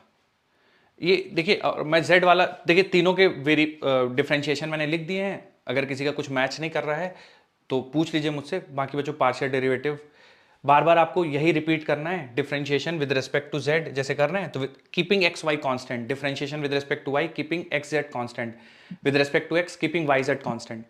तरीका यही है बच्चों, और इसमें आप उतने ही अच्छे होते जाएंगे जितनी आप प्रैक्टिस कर लेंगे, ठीक है। बाकी कैलकुलेशन में थोड़ा सा भी गड़बड़ हुआ तो दिक्कत हो जाएगी। एक और सवाल करते हैं इसी पे। पोटेंशियल गिवन है और सिंप्लीफाई करना है, होना तो चाहिए सवाल। अच्छा, और बच्चों एक चीज़ और कि ना, अगर चलिए नहीं दिख रहा है, पर बच्चों इस पे बहुत सारे सवाल आए हैं तो आप लोग एक बार जरूर देख लीजिएगा। एक क्वेश्चन पूछ दे सर, मैं सर एक सेकंड स्लाइड बैक कर दीजिए, सर एक कौन क्वेश्चन सा पूछ दे डिसाइड पेपर करना को। है? एक सेकंड। इसके पीछे वाली। हाँ बोलो, तुम बोलो नवाजिश, सवाल बोलो क्या है। तो इसमें क्वेश्चन था, a wave is generated in a string that lies along x axis at the points A and B as shown in figure. If R A and R B are ratios of magnitude of waves speed to the particle speed, then फिर उसका sir एक graph दे रखा है। Okay, तो particle speed और wave speed का ratio पूछा है। Yes sir, sir wave speed और पार्टिकल का ग्राफ दे रखा है, और रेशियो वेव दे का रखा ग्राफ है। दे रखा है। Yes sir, yes sir. Okay बच्चों ठीक है, आप लोग जाइए, थोड़ा सा बात करना था आप लोगों से, कल करेंगे मॉर्निंग में। हाँ, सर एक तो सेकंड ये पूछना था मुझे, एक बार ये लास्ट वाले को बता दीजिए, 2y कैसे होगा? Differentiation with respect to X with respect to Z keeping X Y पहले बात कर कांस्टेंट। ली- तो ये पहले वाला बात कर कांस्टेंट लीजिए हो गया, उन्होंने। ये कांस्टेंट हो गया। जब इसको डिफरेंशिएट करेंगे ना तो केवल 2y बचेगा, क्योंकि इस ये कांस्टेंट है जिसका डेरिवेटिव 0, ये कांस्टेंट है इसका डेरिवेटिव 0, z के रेस्पेक्ट में करेंगे तो केवल 2y बच जाएगा, तो इस वजह से इसका ये बचेगा। हाँ नवाजिश, क्या पूछा था? वेलोसिटी ऑफ पार्टिकल पूछा गया है। सर वेलोसिटी ऑफ पार्टिकल और वेलोसिटी ऑफ वेव का रेशियो पूछा गया, क्या यही पूछा गया रेशियो इनका? वेलोसिटी ऑफ वेव का velocity of particle equals to slope into velocity of wave होती है ना, वो भी माइनस डायरेक्शन में। बिल्कुल होती है। तो ये उससे हो जाएगा जिसका स्लोप ज्यादा, जिसका स्लोप कम होगा ना उसका, क्योंकि velocity of wave upon velocity of particle पूछा इसमें है। लेकिन क्वेश्चन में सर उल्टा किया गया है ना sir, velocity of wave upon velocity of particle का रेशियो पूछा गया है सर। ओके ओके तो ठीक है, एक काम करते हैं, ये पूछा गया आपसे सवाल में, velocity of wave upon velocity of particle, ये पूछा गया है। यस सर, ये पूछा गया है। और तो फिर ये सर स्लोप -1 दिया गया अपॉन है। स्लोप हो जाएगा, ठीक है। यस अब सर, ये आ जाएगा सर। हाँ, सर अब जिसका स्लोप ज्यादा होगा सर उसका रेशियो कम हो सर, उसका जिसका स्लोप ज्यादा होगा उसके उसका लिए रेशियो बड़ा होगा। ये रेशियो कम उसका होगा। रेशियो बड़ा होगा, तो उसका रेशियो बड़ा होगा ना सर, जिसका स्लोप, ध्यान सुनिएगा, ज्यादा होगा। ज्यादा होगा, ठीक है। अब देखिए स्लोप में ना आप माइनस साइन से कंफ्यूज हो रहे होंगे, तो मुझे आप ग्राफ बता सकते हैं क्या, किसका किसका ग्राफ है, मतलब कैसे कैसे दिए हुए हैं? तरह ग्राफ दे रखा है सर, मतलब हाँ, opening ऐसा downward, स्ट्रेट लाइन opening ऐसा down। कुछ है, कैसा सर है? नहीं सर ओपनिंग डाउनवर्ड है। ओपनिंग डाउनवर्ड है ऐसा? यस सर सर शुरू से नीचे शुरू हो रहा है, नीचे से शुरू हो रहा है और नीचे खत्म हो रहा है। ओके अच्छा, देखिए मैं स्लोप का बता देता हूँ, ठीक है। जैसे -1 अपॉन स्लोप है, ठीक है, तो जिसका ढलान ज्यादा होगा, मैं इसको क्लब कर देता हूँ ना, माइनस साइन को इसके साथ क्लब कर देता हूँ, जिसका ढलान ज्यादा होगा, आप सिंपल माइनस साइन या -1 अपॉन स्लोप है, ठीक अरे है, इसमें माइनस साइन डायरेक्शन नहीं दिखा रहा। दिखा रहा है। तो जिसका स्लोप ज्यादा होगा, जिसका स्लोप ज्यादा होगा, है ना, स्लोप की वैल्यू जिसकी ज्यादा होगी, जिसका ढलान ज्यादा होगा, और अब इसमें अच्छा -1 अपॉन स्लोप है, तो स्लोप ज्यादा होगा तो ये ओवरऑल वैल्यू मतलब स्लोप ज्यादा होगा तो ये वैल्यू कम होगी, तो ओवरऑल वैल्यू बढ़ेगी, है ना, ओवरऑल वैल्यू बढ़ेगी, ठीक है, सर वही तो हम कह रहे थे, ठीक है। हमारे जैसे ये, लेकिन सर क्वेश्चन में दे रखा है आंसर की में सर उससे गलत दूसरा दे रखा है सर। सर जिसका स्लोप ज्यादा हो रहा है सर उसी को जो है। मैं एक सेकंड स्लोप देख लेता हूँ इसमें ना। नेगेटिव और पॉजिटिव का मतलब तो ये होता है ना शायद, अपोजिट डायरेक्शन और सेम डायरेक्शन। एक सेकंड, कौन सा सवाल है आपका? ये सवाल नंबर बताएंगे क्या? मैं देख लेता हूँ इसमें, क्योंकि सर, ग्राफ सर, क्वेश्चन देखना नंबर- पड़ेगा, ठीक है। Sir 1 minute. हाँ, ग्राफ देख के थोड़ा सा सेकंड क्वेश्चन अंदाजा सर, सेकंड क्वेश्चन है सर। सेकंड क्वेश्चन है।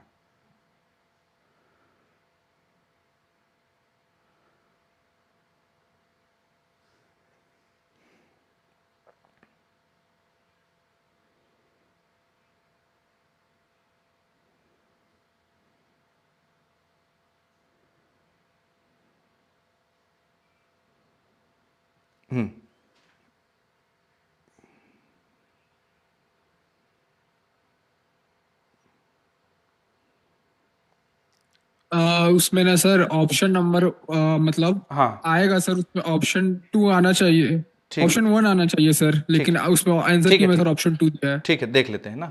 अब दिख गया मुझे, तो ग्राफ दिया हुआ है और हमें रेशियो बताना है किसका ज्यादा हुआ है, इसका रेशियो बोला गया, इसको आर बोल दिया गया है, ठीक है। अब देखिए ए और बी में कंपेयर करते हैं, है ना। तो ए है और यहाँ पे बी है, ठीक है। तो स्लोप देखा जाए तो किसका ज्यादा है, स्लोप ए का ज्यादा है, स्लोप बी का कम है, ठीक है। चूंकि स्लोप ए का ज्यादा होगा, ठीक है, ए का स्लोप ज्यादा होगा, तो ए के लिए ये रेशियो भी ज्यादा होगा, ए के लिए रेशियो ज्यादा होगा। तो इन्होंने क्या दिया हुआ है, ratio of B greater than sir A A के लिए ज्यादा दिया होना, सर ए के लिए ज्यादा होना चाहिए, लेकिन उन्होंने बी दे रखा है सर, बी के लिए ज्यादा दे रखा है। इन्होंने सर आंसर की में सर गलत दे दिया है सर। इन्होंने क्या दिए रखा है, बी के लिए ज्यादा दे रखा है। यस सर, बी Yes, वाले के sir. लिए ज्यादा रखा है सर। वेव इज तो जनरेटेड मैंने भी सर चेक किया था सर, इसका यही इसका सर और जगह सर एक्सप्लेनेशन सर यही वाला ऑप्शन सही दे रहा था। अच्छा, हमने पहला वाला ही दे लगाया रहा था था। ये। ये सर मैंने यहाँ से पूछा भी था सर से, यहाँ के फैकल्टी से, तो वही बोले थे यही होगा, लेकिन अब सही नहीं है वो। ठीक, कोई बात नहीं, कोई बात नहीं, एक सेकंड मैं भी पढ़ लेता हूँ। Wave generated that lies along X axis, points A and B are shown in figure if R A R B ratios of magnet R A and R B are ratios of magnitudes of wave speed of and. Class और over हो गई हाँ, क्या? आप लोग जाइए जाइए, बिल्कुल बैठना सर नहीं है जिसको डाउट नहीं जा सकता है, बिल्कुल थैंक यू जाइए, सर। बिल्कुल जाइए। अच्छा बच्चों, इसमें देखिए बोला गया है if R A and R B are the ratios of magnitudes of wave speed, ठीक है। तो R A R B magnitude of, magnitude बोला है बच्चों। देखिए जो साइन आप इंक्लूड करेंगे ना, तो साइन आपको डायरेक्शन बता देगा, ठीक है, कि पार्टिकल की डायरेक्शन किधर है ना। ये जो निगेटिव साइन बताएगा ये डायरेक्शन बताएगा। तो इन्होंने बोला स्लोप, इसका मैग्नीट्यूड चाहिए वेव पार्टिकल की स्पीड का, ठीक है। तो मैग्नीट्यूड, ये निगेटिव तो डायरेक्शन बता देगा, स्लोप इनटू वेव स्पीड करना होगा। तो स्लोप और वेव स्पीड, तो जैसे मान लीजिए मैं पॉइंट ए पे पार्टिकल की स्पीड निकालना चाहता हूं, ठीक है, पार्टिकल की स्पीड निकालना चाहता हूं पॉइंट ए पे। अगर मैं ये पूरा माइनस साइन के साथ यूज करूंगा तो मेरा आंसर कुछ ऐसा आएगा कि -3 मीटर पर सेकेंड, ठीक है। ये जो पार्टिकल की वेलोसिटी, ये पूरे वैल्यू के साथ मेरा -3 मीटर पर सेकेंड आएगा। मेरी बात समझ रहे हैं बच्चों। स्लोप, क्योंकि देखिए आप खुद ही सोचिए, स्लोप पॉजिटिव है इसका, वेव आगे की तरफ जा रही है तो वेव स्पीड भी पॉजिटिव है। लेकिन ये पॉइंट आप देखेंगे तो इसका डायरेक्शन नीचे की तरफ है, तो ये नीचे की तरफ डायरेक्शन कैसे आएगा, माइनस साइन से आएगा। तो इन्होंने बोला है कि मैग्नीट्यूड, है ना, कि उनके स्पीड का मैग्नीट्यूड का रेशियो बता दीजिए। अगर आप इसको माइनस को भी इग्नोर, मतलब माइनस को इंक्लूड कर देंगे, तो ये आपको डायरेक्शन के साथ आंसर दे देगा। देखिए ये पॉइंट ए इस पॉइंट पे नीचे की तरफ जा रहा होगा और पॉइंट बी भी इस पॉइंट पे नीचे की तरफ जा रहा होगा। तो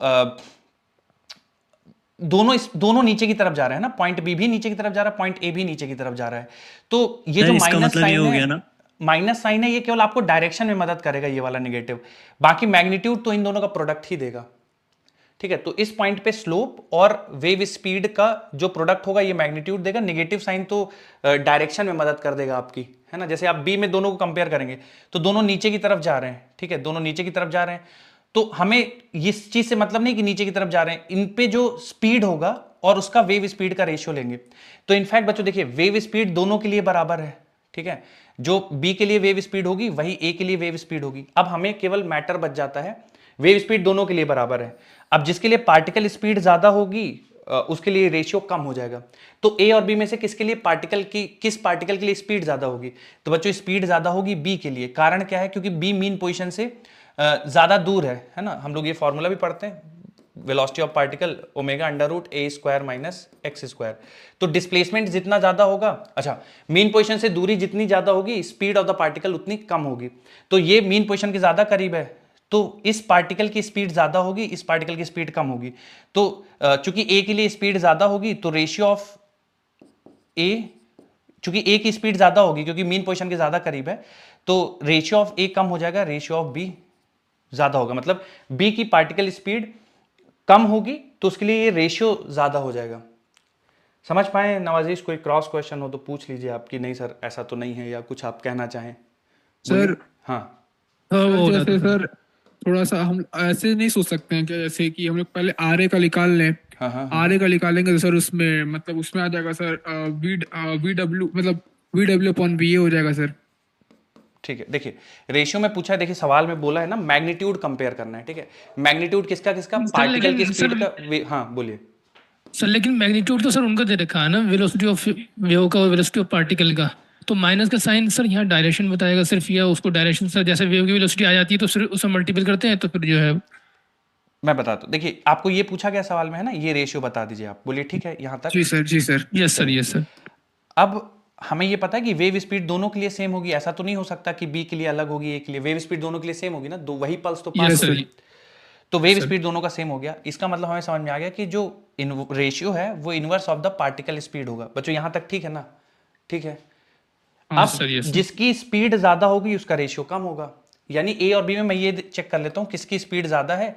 जिसकी स्पीड ज्यादा होगा और जिसका स्पीड ज्यादा होगा उसका, जिसका स्पीड ज्यादा होगा उसके लिए ये रेशियो कम होगा, ठीक है। अब ए और बी में स्पीड कंपेयर कर लेते हैं, तो या तो आप एसएचएम से सोच लीजिए कि speed of the particle V particle बराबर omega under root A square minus. हमें पता चलता है कि जो पार्टिकल मीन पोजीशन के करीब होगा उसकी स्पीड ज्यादा होगी, जो मीन पोजीशन से दूर होगा उसकी स्पीड कम होगी। तो चूंकि ए मीन पोजीशन के पास में है तो इसकी स्पीड ज्यादा होगी, बी मीन पोजीशन से दूर है तो इसकी स्पीड कम होगी। तो अगर ए की स्पीड ज्यादा है तो उसके लिए रेशियो कम होगा, तो चूंकि ए की स्पीड ज्यादा है इसलिए उसके लिए रेशियो कम होगा, तो आर ए का रेशियो कम हो जाएगा आर बी से, ठीक है। अब अगर आप नहीं सर हमें तो वो फॉर्मूला पढ़ा था वेव स्पीड वाला, ठीक है, उससे भी सोच सकते हैं। उसमें जो माइनस हम लोग लिखते हैं ना, minus slope into wave speed, तो आप इससे कंपेयर करेंगे ना तो दोनों में जो है निगेटिव साइन ये बता रहा है कि दोनों पार्टिकल नीचे की तरफ जा रहे हैं। देखिए ये भी नीचे की तरफ जा रहा है, ये भी नीचे की तरफ जा रहा है। आपको अगर कंपेयर करना है तो उनकी स्पीड का मैग्नीट्यूड कंपेयर कर लीजिए, है ना, स्पीड मतलब वेलोसिटी का मैग्नीट्यूड कंपेयर कर लीजिए। और सवाल में बोला भी गया है कि मैग्नीट्यूड कंपेयर करके बताइए। तो सर इसमें ये नहीं बोल सकते हैं कि जो मतलब हम लोग का जो मतलब जो वेलोसिटी ऑफ ए है, मतलब जो वी ए पे है सर, वो मीन पोजीशन के ज्यादा पास है। मीन पोजीशन के ज्यादा पास है ए, तो उसकी हाँ, स्पीड तो ज्यादा होगी। Sir yes sir. हाँ स्पीड ज्यादा होगी उसकी, ए की स्पीड ज्यादा होगी, तो उसके लिए ये रेशियो कम हो जाएगा, क्योंकि रेशियो है wave speed divide by particle speed, तो इनवर्सली प्रोपोर्शनल होगा।